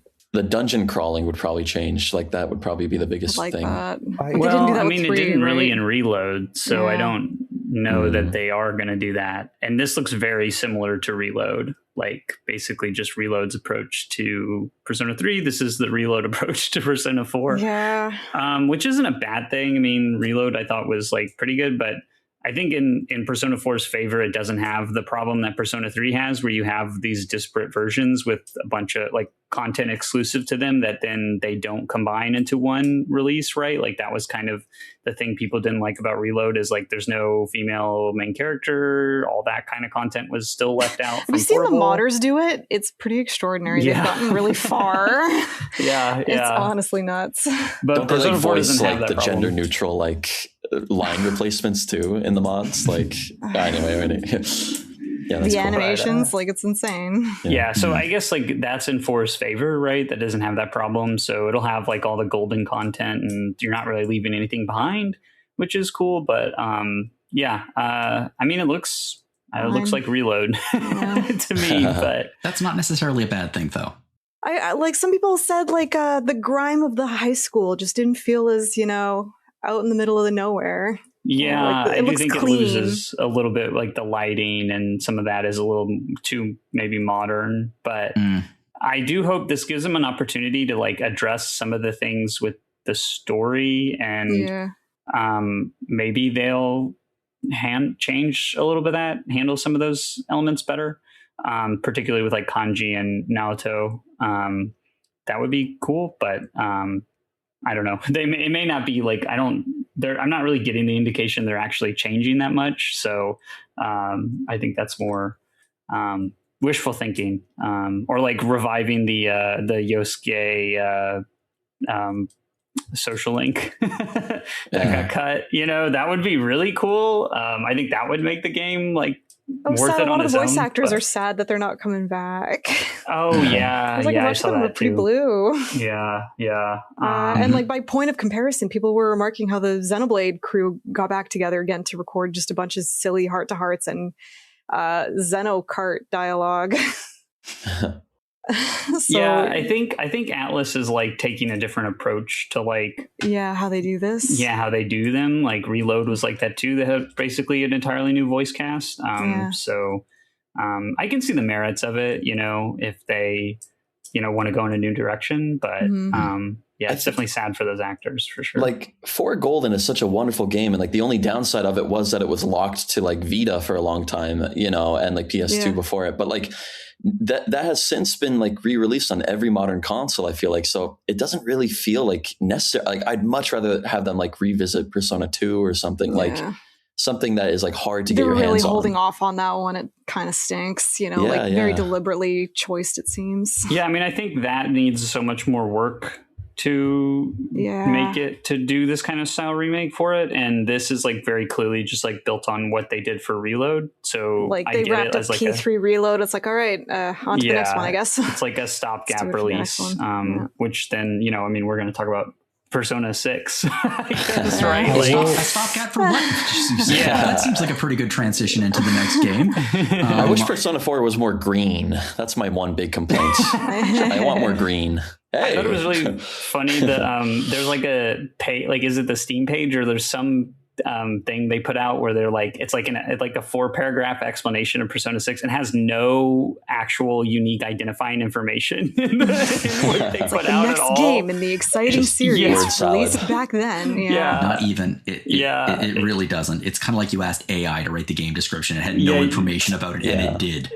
I'm not saying it was written by AI, but saying it kind of. No, I think it's just like it describes every Persona game, so there's no way to like glean anything uniquely identifying, which I think is intentional. But it does. They did use some like graveyard imagery, so that is interesting. They really left us hungrier. Like we've been wanting this so long, and they gave us so little. It's kind of comical. I think it was reminds on purpose. Me of the Persona 5, the original Persona 5 reveal, where it's just like the chair, and it says, "Do you want emancipation?" And there's like the like chain again tied to it or whatever, and that's it. And that's the feeling I got from this is like, okay, like we're making it, which, so. Yeah, let me see here. It says the plot this is paraphrasing, but basically the plot requires players to navigate daily life and build relationships to awaken their personas and fight dark internal threats. No. So it's hard to really know, but I think green, they haven't done green. We got green. It's green. I'm looking at it, and genuinely speaking, the first time I saw it, I was like, "Is that that looks like Nickelodeon slime colored green right there?" Yeah, I've seen some people speculate that they think it's going for like a Ghostbusters style, like ghost hunting folklore kind of bent to it, which is kind of a leap, probably just from what we saw, but like. Yeah, I want more Silent Hill in my Persona. Yeah. No, I mean, I think if that is the direction they're going, that would be kind of interesting. So that's where they might go. Yeah. Persona is pretty dark, and like it's one of the few M-rated JRPG series, I feel like. So it would be cool to see like a darker tone in that way. And Metaphor was pretty dark. So yeah. I think that it'll be great. That's a very hot take. I think it'll be great. I think the team that makes Persona 6 will do a good job. I bet the music will be pretty good. Probably. Yeah. And it is, it's going to be interesting to see because it is a different team. I bet the UI is going to have a really unique design. Yeah. I hope it releases this decade because Persona 5. If you look at the chair, they said winter 2014 and didn't release for years after that. Yeah. 3 years later. Yeah. I like that. We were all like joking, and Zach comes in with just the reality bomb. Yeah. No, I mean, I think you're 100% right, Zach. I don't think this game is going to make that date. I don't think so at all. But nope. But in the meantime, we have the Persona 4 remake to play, which is exciting because I still haven't played Persona 5 yet, so I actually get time to catch up. Okay, we have 2 more games to talk about in this game showcase, one of which is Castlevania Belmont's Curse. We weren't sure whether or not we were going to be covering this because at first it looked like it was leaning towards the Castlevania side of the Metroidvania, and then more information came out, and nope, they're bleeding numbers, and there's lots of things. It's a Metroidvania. Bleeding numbers. Yeah, bleeding numbers. So I, as someone who adores the Metroidvania Castlevania games, I'm just like, yes, please, gimme. It looks really, really good. I really hope it's good. The last Metroidvania Castlevania game I played was Bloodstained. Oh crap! What was the something of the moon? Yeah, something of the night. Ritual of the Night. Ritual, right? Yeah, which I really actually liked. I had a good time playing that game. It reminded me a lot of playing the Game Boy Advanced and DS games while traveling to do the Halloween show at Canada's Wonderland like 20 years ago. Oh God, that was such a dark time. Halloween Haunt.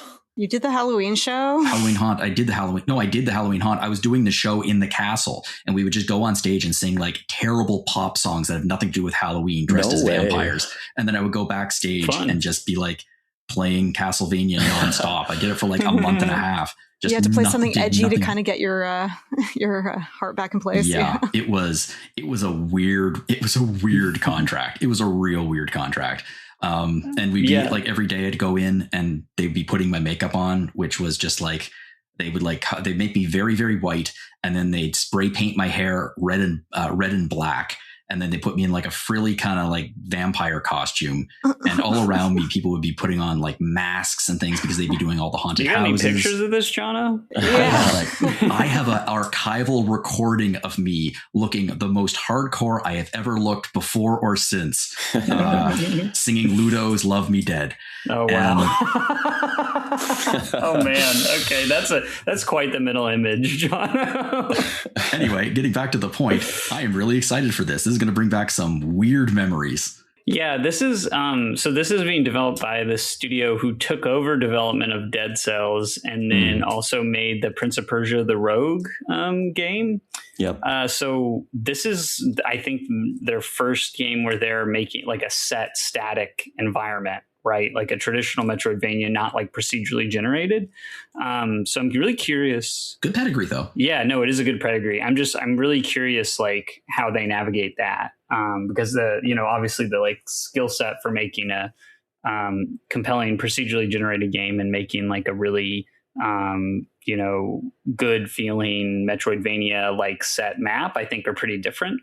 But I'm sure the combat looks really, really good, and the combat is good in both of those games. So I think that part is going to be definitely excellent.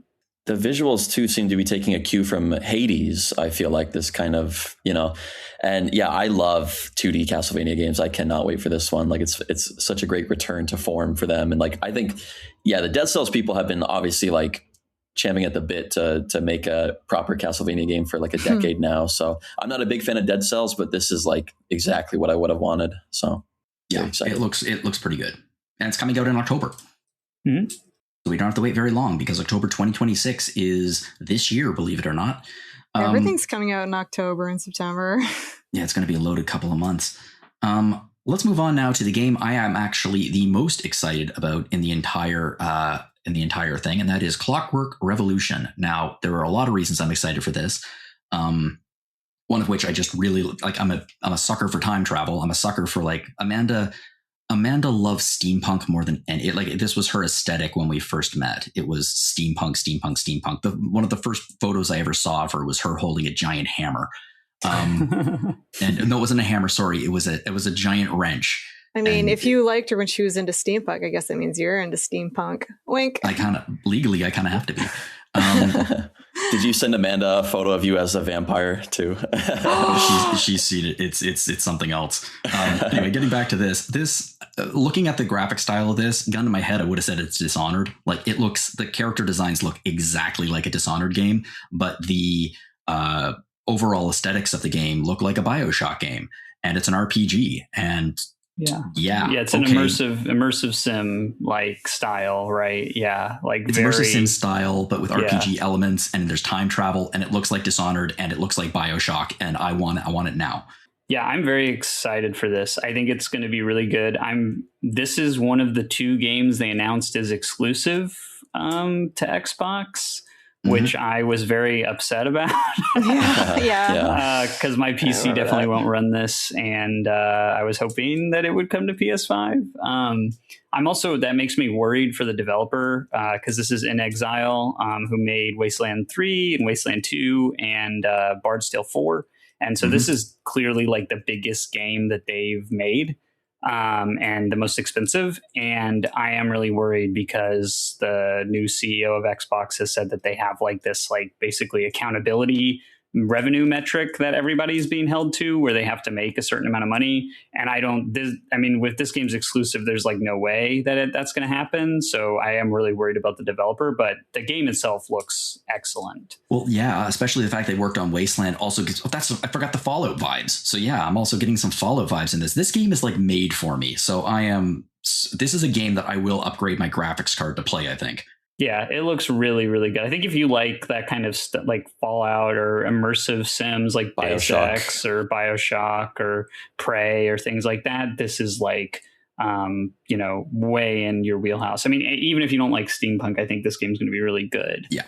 My only concern is that it might be trying to do too much, but if it can balance those things, I think it could be something pretty special. Hopefully. Okay, we're going to hop, skip, and jump right over some of the smaller shows, unfortunately, including the Future Game Show. There's some interesting stuff there, but we don't have time. But there are a few games. There are 4 games specifically in the PC Gaming Show that I wanted to mention because they look super interesting. So the first game up that we're going to talk about in the PC Gaming Show is called Red Kiss. And it is for lack of a better word, a Citizen Sleeper-like, but set in Cold War Berlin with vampires. Okay, done. Yes. Has a really cool looking graphic style. I really, really like the way it looks. It almost has kind of like, there was sections of it earlier where you're like zipping around a map, and it kind of looks like the dispatch sections of Dispatch, which I thought was kind of neat. I think this game looks pretty cool, and like very clearly dead smack in our coverage. It's a narrative RPG, a lot of dice rolling. I think it's going to be good. Mm-hmm. Yeah, and I guess just kind of connected to this is that Vampire the Masquerade game that they showed here as well, right? Which is like Vampire the Masquerade by way of Disco Elysium, which I think I wouldn't say by way of Disco Elysium. I would say it's going right down Disco Elysium Road, Street Avenue. Which is an interesting combination. I know I haven't played it, but I know people were really disappointed with Bloodlines 2. So this is maybe a better direction for that series to go. Like, I know it's not like kind of the immersive sim style that Bloodlines was, but you can maybe still get a lot of the like really good narrative stuff that people like about that game and atmosphere. But in a style of game that's maybe a little more smaller in scope, and easier to execute on. So that looked really cool to me. Yeah, it's a classic CRPG essentially. Mm-hmm. Yeah, and I agree. There may be some like combat or of some kind. They didn't really show much like that, but it looks like very much like a lot of walking around conversations, maybe some stealth elements and stuff. But looks really cool. Yeah, but no, it's not just by way. It looks so much like Disco Elysium. The graphic style, the slightly painterly look to the environments, definitely the character portraits. But I mean, that's not a bad thing. That's actually a pretty good thing, I think. So yeah, Vampire the Masquerade, Eternal Whispers, and Red Kiss are taking 2 very different paths to the CRPG vampire style. And I think that both of them are going to be pretty cool in very different ways. I'm going to jump over the last. I was going to talk about something that I'm a little surprised I actually get to talk about. But because we were talking about Citizen Sleeper, we can talk about Signet City, which is actually from the developer of Citizen Sleeper and Citizen Sleeper 2. Oh, wow. It looked very different from what I recall. I remember actually being surprised. Yeah, it's being described as a first-person fungal punk RPG. Fungal punk. Fungal Punk. I'm very glad that Amanda was not into Fungal Punk when I met her. This one, it was hard to get an idea of what the game actually plays like from the trailer, but the art style is really interesting. Very different looking than the Citizen Sleeper games, but really cool and evocative, like monochrome art style. So, it looks like the Walking Dead comic to me, like the black and white comic. I agree with you, Matt. Yeah, it does. And it's very those games are really good. So I trust the developer without seeing much gameplay. I'm sure it'll be pretty interesting. Yeah. Well, given how much Alex enjoyed Citizen Sleeper and Citizen Sleeper 2, I suspect that he will be fighting to review this. Because it just looks really, really cool. It looks like something really interesting, and I have a feeling that it's going to be disgusting, but like in an interesting way. So we'll see.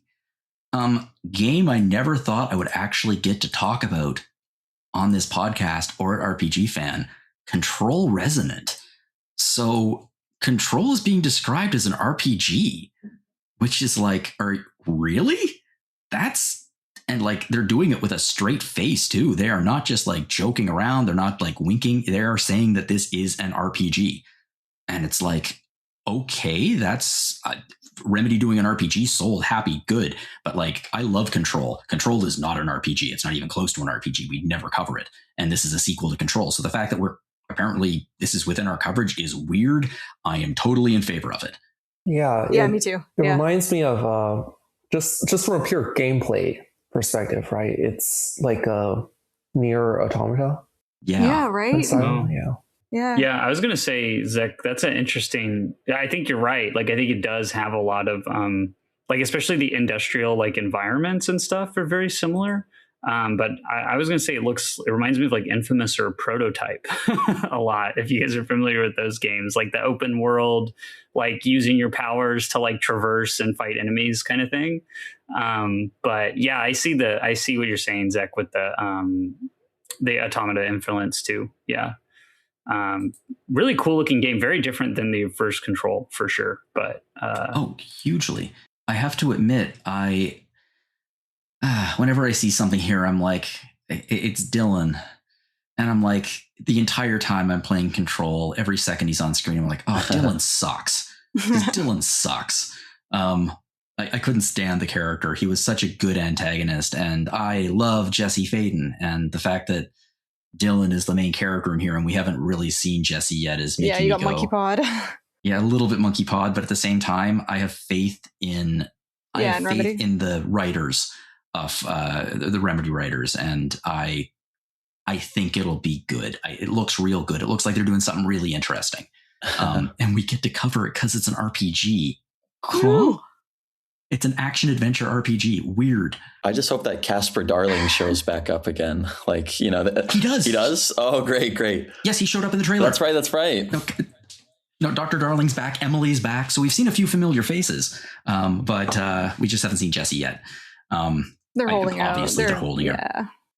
They're holding Jesse, and they should hold Jesse because Jesse is awesome.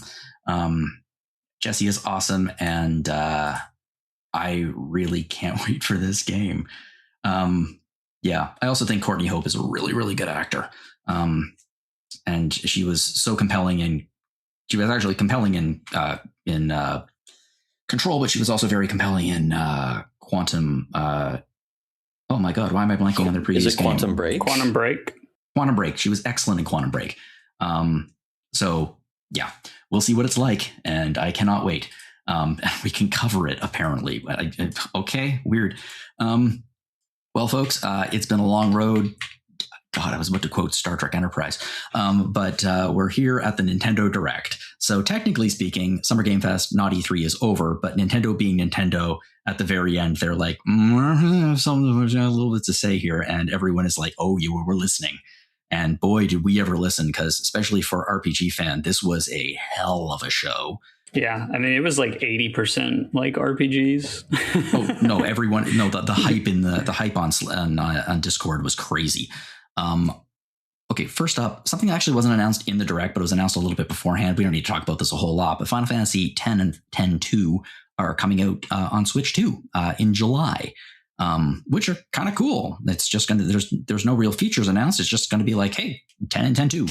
Excellent, cool. Another chance to advertise it in the cycle.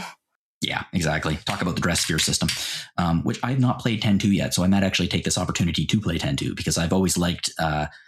I like the lower stakes, especially after the high stakes of the first one. The fact that they're just like a girl band, and that's just awesome. I don't know. When the final boss is called Vegnagun, I think you're in for a rootin' tootin' shooty good time. Oh, I can only hope. Okay, so the first thing we'll actually talk about that's technically in our coverage is the Pokemon Pokopia expansion pass. Yeah. That's exciting. A lot of people at the site really, really love Pokopia. A lot of people love Pokopia in general. There's going to be a free update arriving in August that's going to be introducing the underwater, under the sea. And you're going to be able to build and grow plants on the ocean floor, explore underwater. And the expansion pass is available now. Bubbly Basin, which is going to be the underwater section. It's going to be a new town with new buildings and characters. That's going to be launching in August. And there's going to be more paid DLC in the fall, and then presumably coming out in 2027 as well. I think that this was a welcome announcement from a lot of people, and the fact that they're getting even more in Pokopia, which is already a pretty expansive game, is fantastic. Yeah, this was like a runaway hit for them, wasn't it? Yeah. Mm-hmm. Yep. Yeah, and I reviewed this for the site, and I loved it. And I think like I kind of dropped off of it just because like it's such a time suck and I have other things I have to do. But I think bringing in a new, like, I like that the expansion is bringing in like new towns, because that is like a real, reason to get you to go back. It's like all you want, really. Yeah. It'd be more story, more Pokemon to add to the world and everything, more like buildings and recipes and all that. So really cool. And I'm hoping that like each portion of it will add a new town, because then that would mean that would make the kind of high price for it worthwhile. Yeah, I think. Fair. Yeah. Yep. Following this, a few other games came out, and one that people are pretty excited about is Fire Emblem Fortune's Weave. The next Fire Emblem game. This friggin' Direct was just like giving everybody everything they wanted. Yeah. Except for Mario fans. It gave Mario fans Donkey Kong dressed up as Mario, but aside from that, they were disappointed. Give him a break. Yeah. I'm so excited. This is my most anticipated game of the year. I am so excited for this. This is like the most we've seen of the actual like gameplay, and there's a lot of really interesting details in here. So like it's directly connected in some way to Three Houses. To the Three Houses. Yeah, it takes place in the same universe, so it's not clear how it seems like it's pretty far in the future. There are elements like the crests show up again in this trailer. One of the main characters, Dietrich, references Fodlan in some of his dialogue, and it seems pretty clear that he is from Fodlan, but the game doesn't take place in the same continent. It's a new continent, so that's interesting.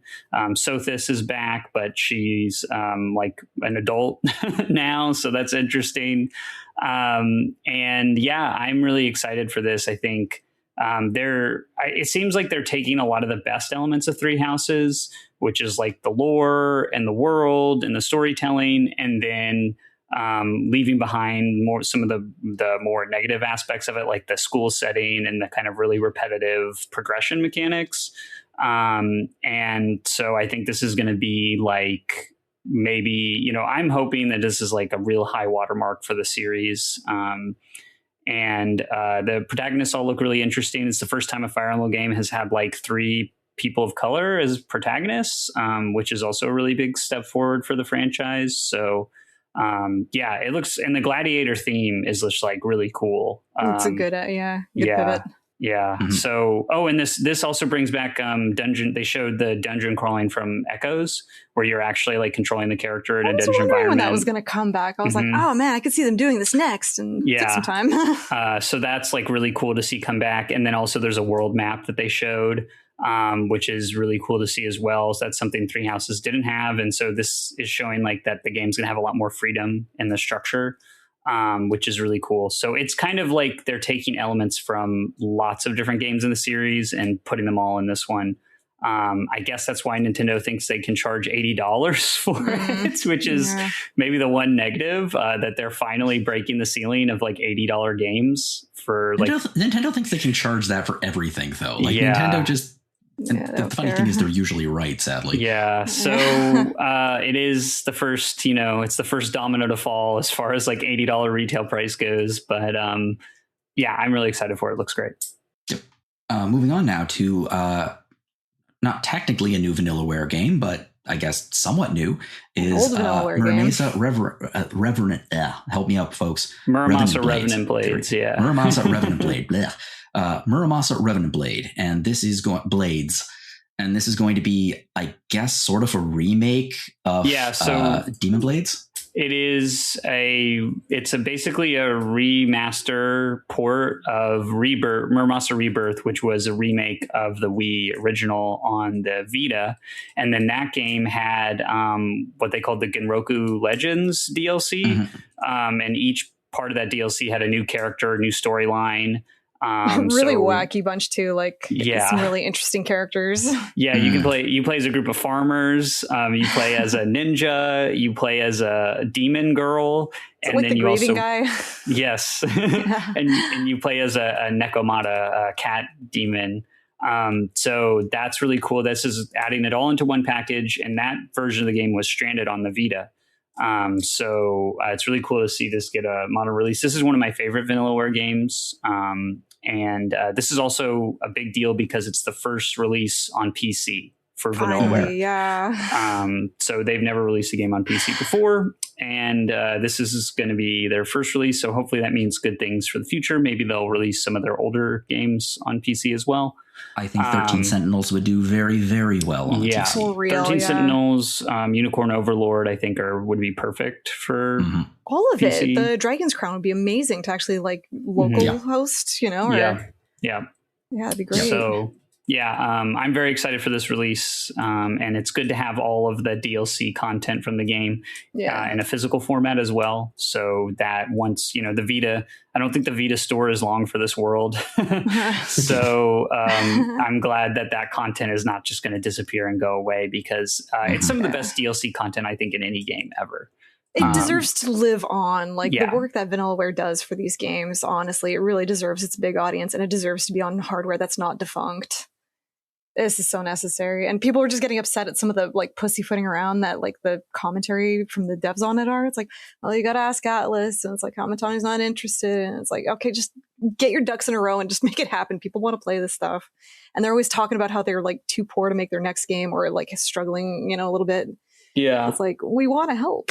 Well, and this is interesting because they're not making this with Atlas, because Marvelous was the original publisher, and then this game bounced around between a few different Western publishers, and so now it's back with Marvelous and Xseed, which I think is a good thing. Xseed does really good localizations, so they clearly wanted to put the money behind it. I mean, there's been some interviews with Vanillaware recently, and they said that the PC version exists because they paid for the PC version to exist. So it seems they're investing a lot in this, and I think that's really positive. So I hope it goes well for Vanillaware, because I do too.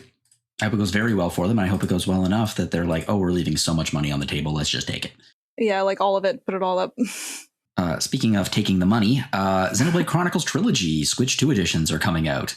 And they are receiving definitive editions with the usual quality of life improvements, new content, some fast travel with a vehicle in the first game. It's so cool. Yeah, it is. It is so much fun. Oh, this is going to make me play the Xenoblade Chronicles Trilogy. I know it will. Yeah, you should. I don't know why I was sounding so begrudging there. That's a good thing, but it's no, more games. It's long. They are long, yeah. 2 really needs the Switch 2 upgrade, because that game runs really bad and is really low resolution, especially in handheld. That's my least favorite Xenoblade game, but it'll be good to have an actually really technically proficient version of that game. And then Xenoblade Chronicles 1 upgrade did improve a lot, especially the resolution, because it ran at a really low resolution on Switch, and now it looks really good. So that's positive. Is X available in a Switch 2 edition?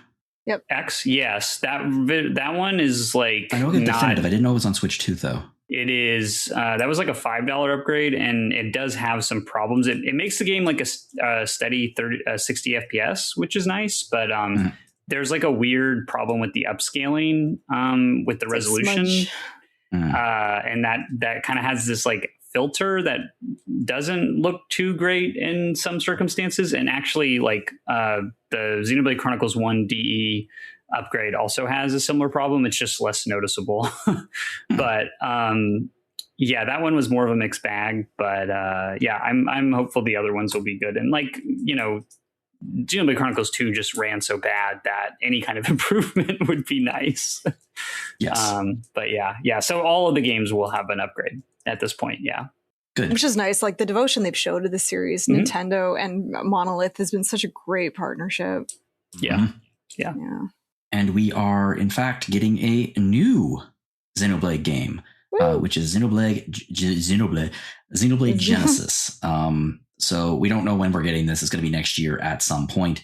But yeah, it's coming. And I know that there are some folks at the site who are extremely excited about that for obvious reasons, because the series is beloved. And it looks for pretty cool. the most part, it doesn't really miss. Like, it's just a good time, and you know, to see such devotion to this series from Nintendo's part is very encouraging.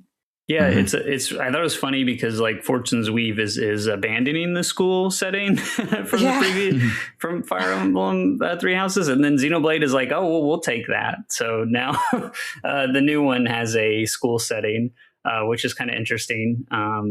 I'm not super excited about that, but I trust Monolith Soft to deliver a good game. So, and it's a female protagonist, which is like first for well, I mean, I guess it depends on how you feel about Elma from X, but at least, you know, to be like the main playable protagonist to be a female character is a big deal, I think. So yeah. They got a really good new artist in for the character designs, and the world is, you know, once again very jaw-dropping idea. Yeah, it's like on what it does. It's like on a ring or like the inside of a sphere or something like that. Like the end of the trailer kind of shows you can like looking up and seeing like more. You look up with your binoculars, like, oh, they're planning for war. Get it together, everybody. We can see it from here. So really creative world design, like really they interesting, always do for this series. Yeah. Yep. Speaking of jaw dropping, we have a new HD 2D game coming out, and that is Final Fantasy Resonance. So my prediction from last episode, which was mostly tongue in cheek about we're getting a HD 2D Chrono Trigger, did not happen. Fortunately or unfortunately, depending on which side you are on that debate. But we're getting a brand new 2D Final Fantasy game, which I think is the first 2D Final Fantasy game since Dimensions 2, which almost doesn't even count. I think the last one I really enjoyed was Dimensions, the first Dimensions, which was an entirely new one. And this is based on the free-to-play game Final Fantasy Brave Exvius. So Square Enix is doing some cool things with recycling their retired free-to-play games into full-fledged titles. Good idea. You know what's interesting? When I did the preview for Octopath Zero last year, and I mentioned in the preview, I believe that I hope Square Enix will do more with this to bring their mobile games to consoles, to modern platforms. I guess mobile's technically a modern platform, but technically yes, but I know what you mean. I'm glad that they're doing this, and I hope they do it for the Kingdom Hearts games before the upcoming one, and I hope they do it for Nier Reincarnation, because I think well, it's like Vanillaware. They put so much time and effort into some of these games, even the online ones especially. You know, it'd be a shame to just see it kind of lost to, you know, end of service. So it's good to give it a second life. I think that's awesome. And I think with longer development times lately, Yeah. Because having this like graphical style, like it doesn't take as long to make a game. Yeah, it really doesn't seem This that game way. probably wasn't in development for too long because they were working on Elliot at the same time. If you look at their team It's like Team Asano, Asano, right? Yeah. Like they just seem to be pretty crazy. They're working. They were working on Elliot at the incredible same work ethic. time, and this will come out just a few months after Elliot. So Yeah, and that part of that too is that they partner with like a studio that does the bulk of the actual development, and they do most of the, like Oh, nice. pre-production and creative direction. So they're able to kind of work on a few things at once, which is nice. But it's a really good model. I mean, I think all the HD 2D games thus far have turned out pretty well, and some of them really, really well. So I think that it's great that they've kind of figured out how do we make these like more modest scale games in a way that's like Time financially efficient, but still feasible and good. efficient. Yeah. They I really would not found be the perfect surprised balance. if we see a Bravely Default game come out next year that's based on Brilliant Lights, which was another mobile game that was shut down. But, you know, it's a Bravely Default game, so it makes sense to take it and to recycle it and to make it into a single player one. And I would like to, I hope this is because they read our preview and Me too. decide that's a good idea. Yeah, I mean, I'm sure that they getting that feedback and like Octopath Zero doing well, like, is a good sign for that. And I mean, there's so many, like, there's the Star Ocean mobile game they could retool. There's a Valkyrie Profile one. Like, there's a lot. It's really opened up to them, Yeah. like, and they seem to be very gung ho about it. I'm so happy. I've always said like Square Enix really does not get enough credit for the amount of like revivals and the way they try to keep a lot of their big titles alive. There's still a few key ones they're missing, very key ones, but there was I think there was a Saga mobile game too, right? So like maybe that could get I heard that one was excellent too. Oh right, I forgot. Saga I hater. forgot about All right, Jono. next, Dragon Quest Monsters. Okay, let's just keep this moving along.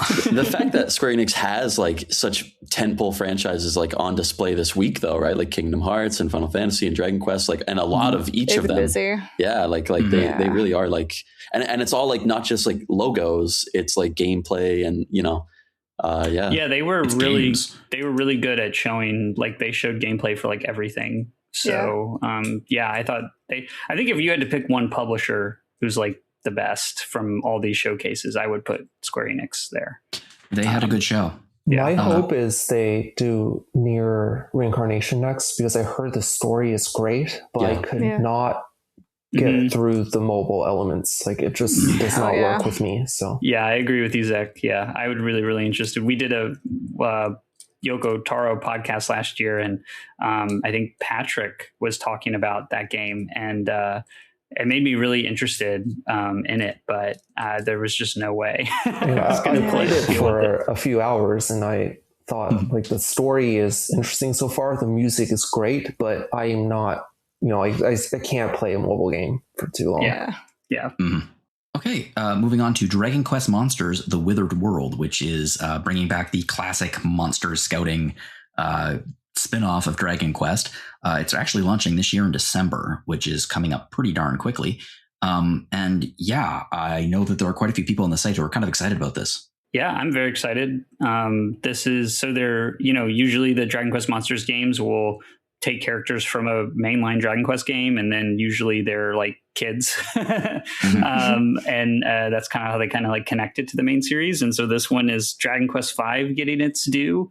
And you get to play as either Bianca or Nira, which is exciting because I think this is the first Dragon Quest game to have only female protagonists, which is really cool. And Dragon Quest V is also the game that kind of started the monster taming stuff for the series. So it's a good place for them to kind of set the game.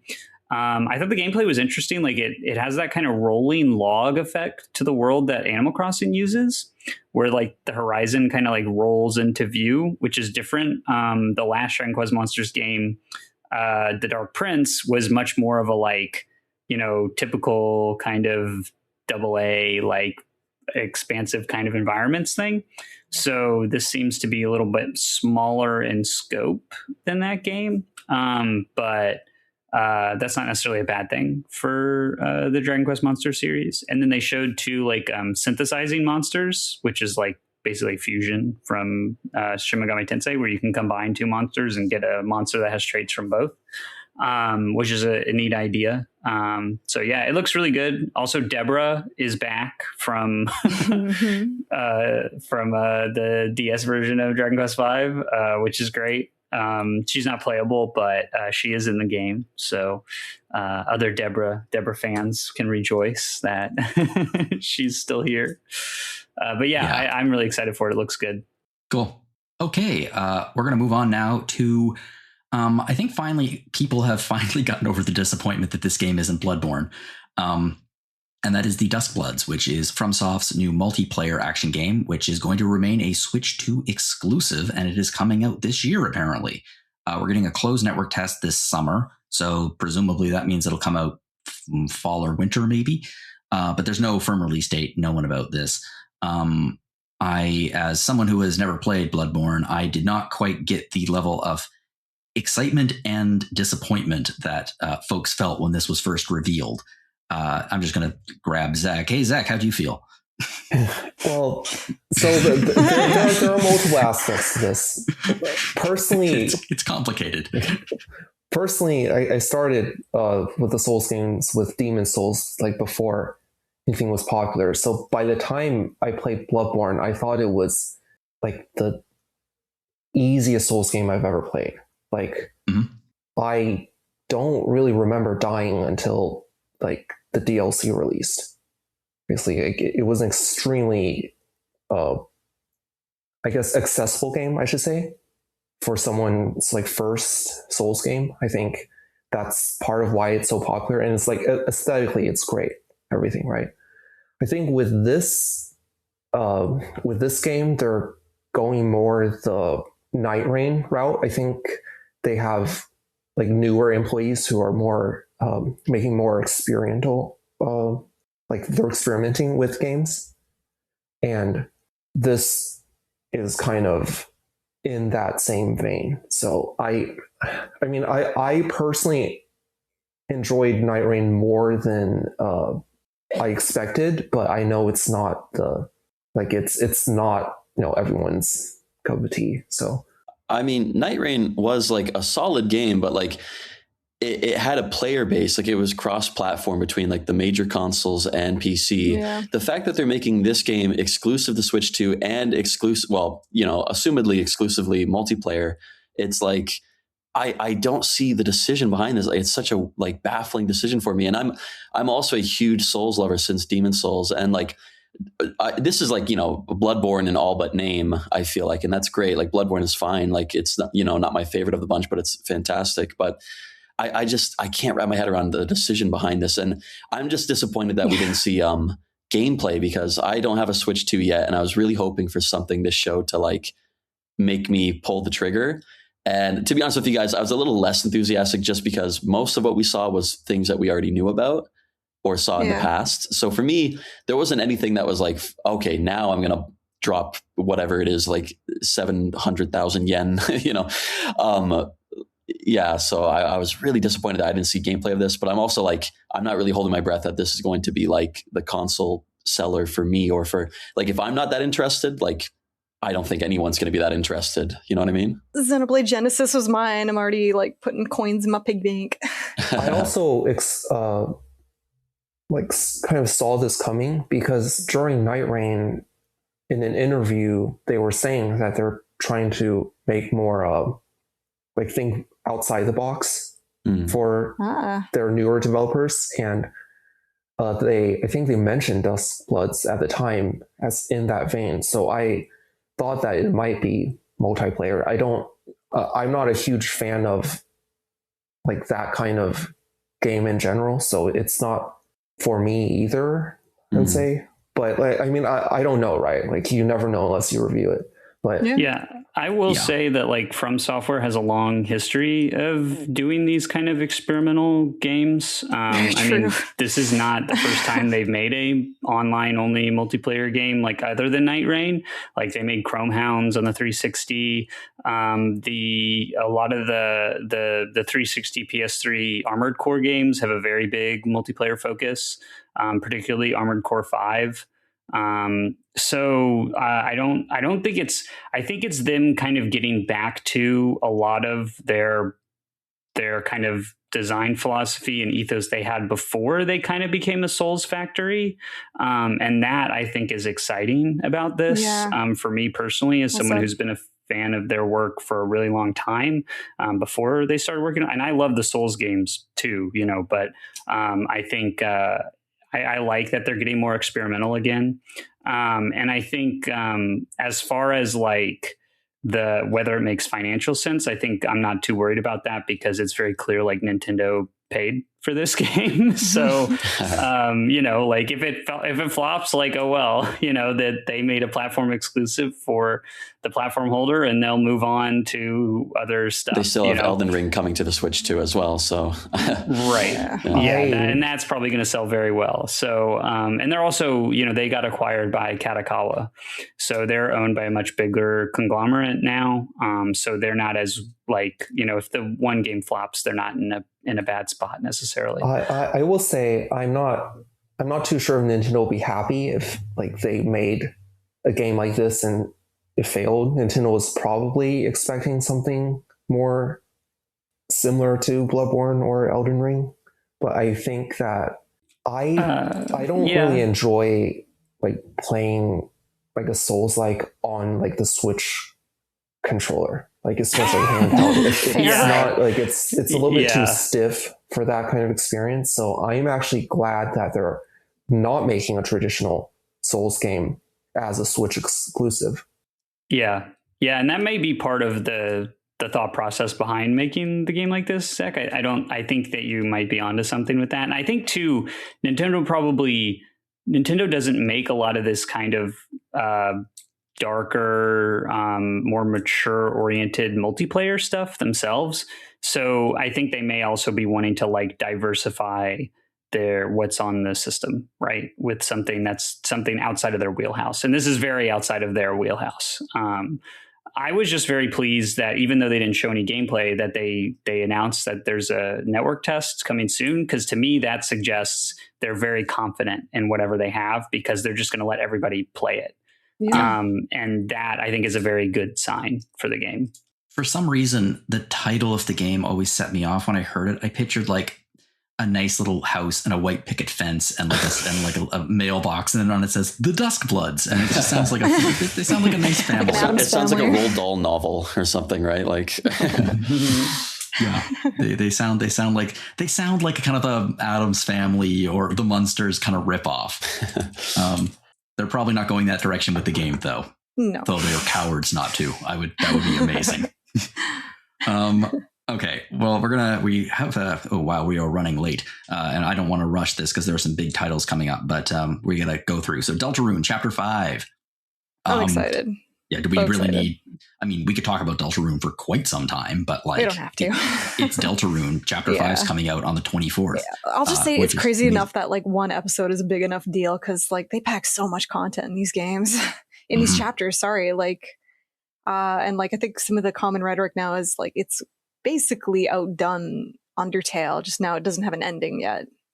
You know, just in terms of how much it offers and how much there is to it. So every chapter release of this is always going to be very, very exciting. I mean, they are sprinting towards the end. I really hope that the like love Nintendo is showing for Toby Fox and like vice versa, of course. I hope it ultimately leads to him working on like a Mother 4 or something of that vein. Oh my God. That would be like such a good... That would be insane. Yeah, full circle. That'd be a nice full circle moment for him, actually. Yeah. I'm going to mention the next two because they didn't really they got a feature in the Japanese version. They got features in the Japanese version, just mentions in the American, which was Atelier Katia, The Night Kingdom and the Guide of Memories, which is the latest entry in the Atelier series. It's going to be coming out next year. Yeah, it's a direct follow up to Yumiya. Like they show Yumiya in the trailer, and then they like confirm that she's like in the game. And they always do these kind of like 3 at a time installations, right? Yeah. So this is like the middle one of the trilogy. It looks good, but it looks a lot like Yumiya. They usually are. Yeah. And we also are getting, I was surprised by this, Tales of Eternia remaster. Excited for this one. For those who aren't up on the Tales numbering, this was originally released as Tales of Destiny 2 back in 2001. And yeah, it looks pretty good. It's the game is such like a warm hug of like classic RPG stuff from PS1, but the graphics are so cozy. The cast is just kind of lovely. It just takes you to interesting places, and I'm really happy it's getting proper treatment. Like I think it's getting all the voice skits and voice do-overs, which it mostly needed. And they're relocalizing the game as well. Yeah, so, yeah, which is wonderful. Then we only have 3 announcements left, and that is the first one is we can kind of combine these two. So the Kingdom Hearts Collection 1 through 3 is finally coming to Nintendo Switch with native versions. They're not cloud-based for a change. So that's kind of exciting. But the big news is Kingdom Hearts 4. Got its big reveal. It's coming to the Nintendo Switch too. No release date, so probably 2028. If we're lucky. Well, bajillion years from now, yeah. Yeah, and it basically we saw some footage. Sora fighting Heartless in some urban-looking streets. I think it literally needs just an extra year of just like sending it to the Disney lawyers for them to like, no, you got to change that. You know what is interesting? When Kingdom Hearts 3 was announced, the time between that and release was actually not that long. It was shorter than most of the. They were too busy making like a million spin-offs. Like they didn't promise a 3 for a long time. Right, and that's I've been doing the retro reviews whenever I have time. Starting from the first game, and I noticed that. Like after 358 Days by 2, there's like Birth by Sleep, and then like the gaps become considerably longer over time between each release. I'm a little disappointed with this one too, just because I love Kingdom Hearts. I have like a love-hate relationship with it, like I think most Kingdom Hearts fans do. But the fact that we just saw like Shibuya again, and I'm like, we didn't see any glimpse of Disney stuff, and I'm like we saw the same glimpse like 2 years ago, 3 years, like it feels like forever ago that we saw this already. So it's like, again, nothing new. Maybe.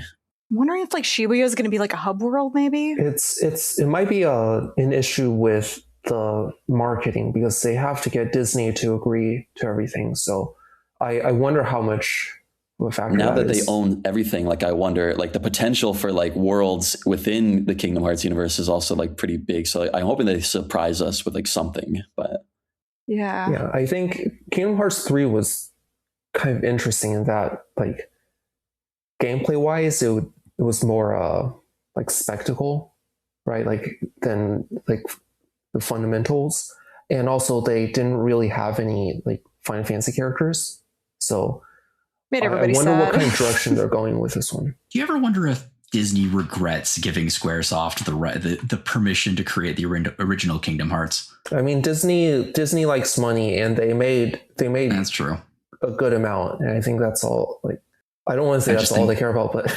well, it probably drives people to Disney parks in Japan too. So that's probably like part of the calculus, I would imagine, is like. The fact that they put Let It Go in its entirety into the third game is hilarious to me. They just... I know. That is weird. I don't... I think... Like, same with that. They were like, they had to do so many exchanges with the Disney lawyers to be like, oh, you got to make this a bit more accurate to the movie. You got to do this up a little bit more. Like, it's such a pain in the ass, the series. Sorry, the fact that they released the entire song and it was identical to the movie and it was in-engine was actually... I don't know if it's an indictment of the 3D software that they're using for their movies or what, but it was like, wow, this looks real good. Just Sora, Goofy, and Donald like waiting in the side for her to finish the song was so funny. So weird. Maybe the fact that they're showing it in Shibuya is a good sign that the World Ends With You stuff will pop up in this game. They already have. Oh, they did. Oh, okay. They've announced that. Yeah, I think they did like long ago, like in name maybe, but yeah, that's like the most Final Fantasy connection that we've seen so far. I think, even though it's not Final Fantasy, the Nomura connected universe happening in there. Yeah. Oh God, don't even wait until he shows up in Rebirth or Revelations. I mean, yeah, Sora's going to come out of a portal. Yeah. But can we complain about that weird art? Like as soon as I saw that, I clocked like, what's going on with Sora's fingers? And I'm like, Donald AI has art they 4 fingers on this hand, 5 on the other. Yeah, that case awful. As if there aren't a million people in the world that would love to do like Kingdom Hearts art for free. You know what I mean? It's like, it's so annoying. Like, yeah, this is where we are now, and I take back what I said about Square Enix being the best publisher from this. I will showcase. Say, just recently there have been massive layoffs at Square Enix, like in the at least in the North American side. So. Oh yeah, that's right. Yeah. Oh yeah.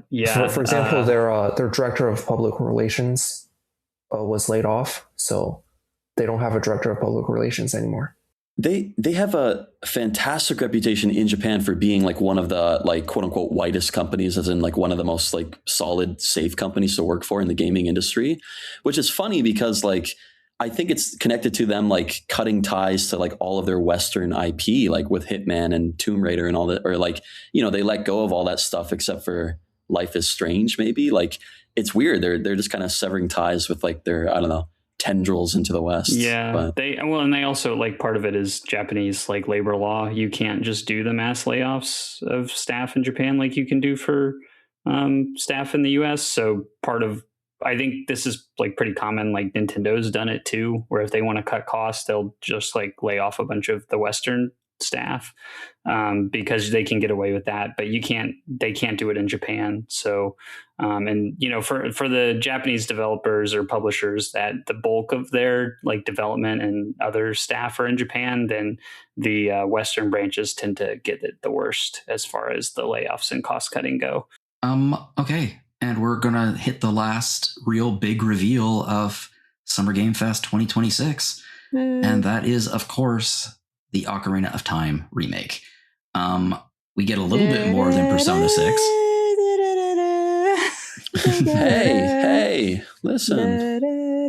We're getting a little bit more than the Persona 6 announcement, but I wouldn't call it a tremendous amount more. There's some really funny memes that people have been making of like Link like laying on the bed and then like replacing like putting him in the like hole where Yamcha dies in like Dragon Ball Z and stuff like that, which is pretty funny. The Zelda meme game online is absolutely it's just on point. It always is. The Link Last Line of Defense memes are some of my favorite of all time. I feel that way with Pokemon. Like I've stopped playing the mainline games, but oh my god, the memes are still some of the best. And the artwork, like the artists that come together for that series. I've seen so many like millennials and older like awaken at the announcement of this game. So like if anything's going to be a system seller, this might be it, honestly. I would not be surprised by that. And it looks like it's taking a little bit more of a storybook kind of feel to it. Has like a narrator. I'm so curious how it looks. Yeah. Same with Persona. They just made us hungrier. Like it just showed just barely enough. And it's weird because it's coming out this year. And it's like, we're getting this in the next 6 months and we only get this much. And I appreciate the crap out of that Nintendo didn't announce this 4 years ago.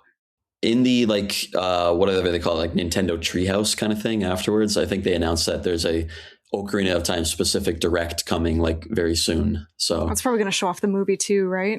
Oh yeah. Good call. And when I'm looking at this, I'm thinking the graphic style is fairly interesting because the original Ocarina of Time was as photorealistic as it could be for the time. Like it was the backgrounds, especially like the Temple of Time, the backgrounds of some of the towns and things. They looked real, and like the characters, although they were completely, made of like 4 polygons stuck together, they looked as real as possible. Then in the remake for the 3DS, they took it in a much more cartoony direction. And it seems like that's where this is continuing. This is not a complaint, by the way. This is just, oh, that's interesting. Yeah, I'm really interested to see who's making this. My suspicion is that it's Grezzo making it. Do you think? Yeah, they're just back for it. Because they haven't done anything in a while, so it would make sense. And I would imagine that part of why they're releasing this is because Nintendo is like their internal teams are working on the next Zelda, right? And they obviously it's going to take a lot more time. So this is a good Grezzo's already proven to have a great track record with them. Yeah. And so I think like there's been some speculation online that like this game is going to be like way expanded or something. I do not think that's the case. I hope they change it. I think it's going to be a straight remake. I think maybe really straight. Yeah, like I think maybe they will flesh out like Hyrule Field somewhat because that is just like really empty in the original, and that's something they could like do to like kind of make it a more appealing package. I really hope they keep the weird in, you know, like there's a lot of weird oddities and peculiarities Ocarina has at this point. Yeah, I don't think they're going to make too many changes. That's my guess. Do you at least hope that they let you unfreeze Zora's domain? Oh yeah, at the end. Because everyone's always sad about that at the end, where it's like, you know, the Zora are still cold. I don't know where they're going to take this. I really don't, because they could. Ocarina of Time could. I don't say it should be, but it could be greatly expanded. Like there is the room there to do a lot more with it. But I don't know if they should. But by that same token, like the remake for the 3DS is it's a perfectly straightforward remake. I think all the additions are pretty cosmetic or like ridiculous, like mini games or things like that. But like they've already done one. Yeah, that's a complete straight ahead remake, just graphic updates. But this is happening the exact same timeline as a Star Fox remake for the same thing, like full price, 15 years, like 15 years ago, both the remake of Star Fox and Ocarina of Time came out on the 3DS and they were just enhanced. Yeah. In the same year. Yeah. It's like exactly the same. Yeah. It's really funny. So I'd love for them to expand it, make it like a fully fledged, like true $80 game, but I think it's going to be a true $80 remake. That is, you know, like a skin, I hope. Yeah, I don't think this will be an $80 game, personally. I think that it will be... Oh, come on now, Ben. Well, I mean, Star Fox is 60, right? So, like, that kind of gives you an idea. Yeah, but Star Fox is Star Fox. Legend of Zelda is Legend of Zelda. Like those are on. I know they're both considered to be like top tier Nintendo franchises, but I think the new Zelda will be probably $80. I don't think this one will be. I don't think the remake. I think it'll be more like $60-$70. But living in Canada, all games are $80. That's what it's so hard for me to gauge. People like, are like $80 games. I'm like, yes, please. They are 85 digital now. Like even like Switch One games, like Mario Odyssey is like $85 digital. I'm like, who in their right mind would buy that? Like, that's robbery. Okay, and that is Not-E3 2026, and there are like we just scratched the surface, folks. We really did. Like I was cutting games like crazy by the end, so this podcast isn't 3 hours long. I really want to wrap this up. I really had a really great Not-E3 week, seeing all the shows and everything, getting super excited about the games. And I really hope that there are some games that we saw that are all timers. It would be really, really nice. I think we might have seen a few goats among us. Yeah, we'll find out. There's one last thing I wanted to mention before we go into the post show, and this has nothing to do with Not-E3. I just had an opportunity a few days ago and I wanted to mention it.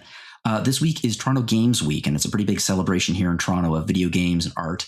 And there are tons of different events, and there are panels, opportunities for networking, speedrunning events, showcases, that kind of thing. And I had an opportunity to participate as a judge for The Grid. It's a playtesting event organized by Antonio Micheli. He's the head of Mega Powered Games. It's a Canadian indie gaming studio. And here, basically, dozens of indie devs take their games to the event. It's filled with playtesters. They're given opportunities to get direct feedback and basically see how folks play their games. And I got an opportunity to play a ton of games, all in various stages of development, with 8 other judges. And then we picked a winner. And this year it was Marco Polo, which is a really delightful little co-op puzzle game from Overnight Games Inc. And they have a Steam page if you want to check them out. They're definitely not in our coverage, but I was a pretty big fan. I had a good time playing it. And honestly, I just had the best time doing this. I was meeting other folks in the Toronto gaming industry and just seeing the incredible level of passion that exists here in Canada for developing games. And heck, that's pretty obvious, since one of the most anticipated games that we talked about today is Threads of Fate, which is from Canadian devs. So I just wanted to throw a thank you out to Antonio for asking me to be a judge. And boy, I cannot wait till the event next year. And yeah, there's no way I can transition that into the post show, so I'm just going to do it. If you'd like to find a way to support us here at RPG Fan, we've opened up a store. You can find it at www.rpgfan.com/shop. We have lots of things coming up. Keep an eye on that. You can also check out our past episodes of Random Encounter. In our last episode, we were chatting about Coffee Talk Tokyo and what might end up being one of my favorite games of the year, Mina the Hollower. We also have Retro Encounter. Last week, they were chatting about the top 10 RPGs in the PS3, Wii, and Xbox 360 era. And there is also Rhythm Encounter. Please stay tuned for more information. If you'd like to get in contact with us here at Random Encounter, you can fire us off a message at podcast@rpgfan.com. I would love to hear from you. If you have any ideas for future episodes or discussion questions, anything like that, just feel free to share. If you'd like to send me an email, you can do so at my email, jlogan@rpgfan.com, or you can find me on Blue Sky at johnlogan.bluesky.social. Ben, where can we find you online? You can email me at benloganlove@gmail.com. Love that name. And Matt? I guess just read and comment on RPG Fan articles, and I kind of lurk around like RPG Fan's Instagram and Facebook, so Yay. maybe you'll see me there. You'll see me there. For sure. And speaking of that, Steph, where can we find you? On the socials, yes. But if you want to reach me personally, I'm Dice SMS most everywhere. I draw and I talk video games a lot, so follow me. Cool. And Zach? You can find me on RPG Fan and read my reviews. Awesome. If you enjoyed this podcast, please share it with your friends to help us get the word out there. And you can also rate us on iTunes or your other podcast players of choice. Folks, this was a long one. Thank you so much for joining me for it on a Sunday night. I really, really appreciate this. And also, thank you for just paying attention and enjoying this week, because I really had a good time having this conversation. Yeah, it was great. Ciao. Likewise. Yep. Cool, folks. And to everybody out there, I suspect you're tired because you just listened to a very long podcast after a very long Not-E3 week. But whatever you are playing, have fun.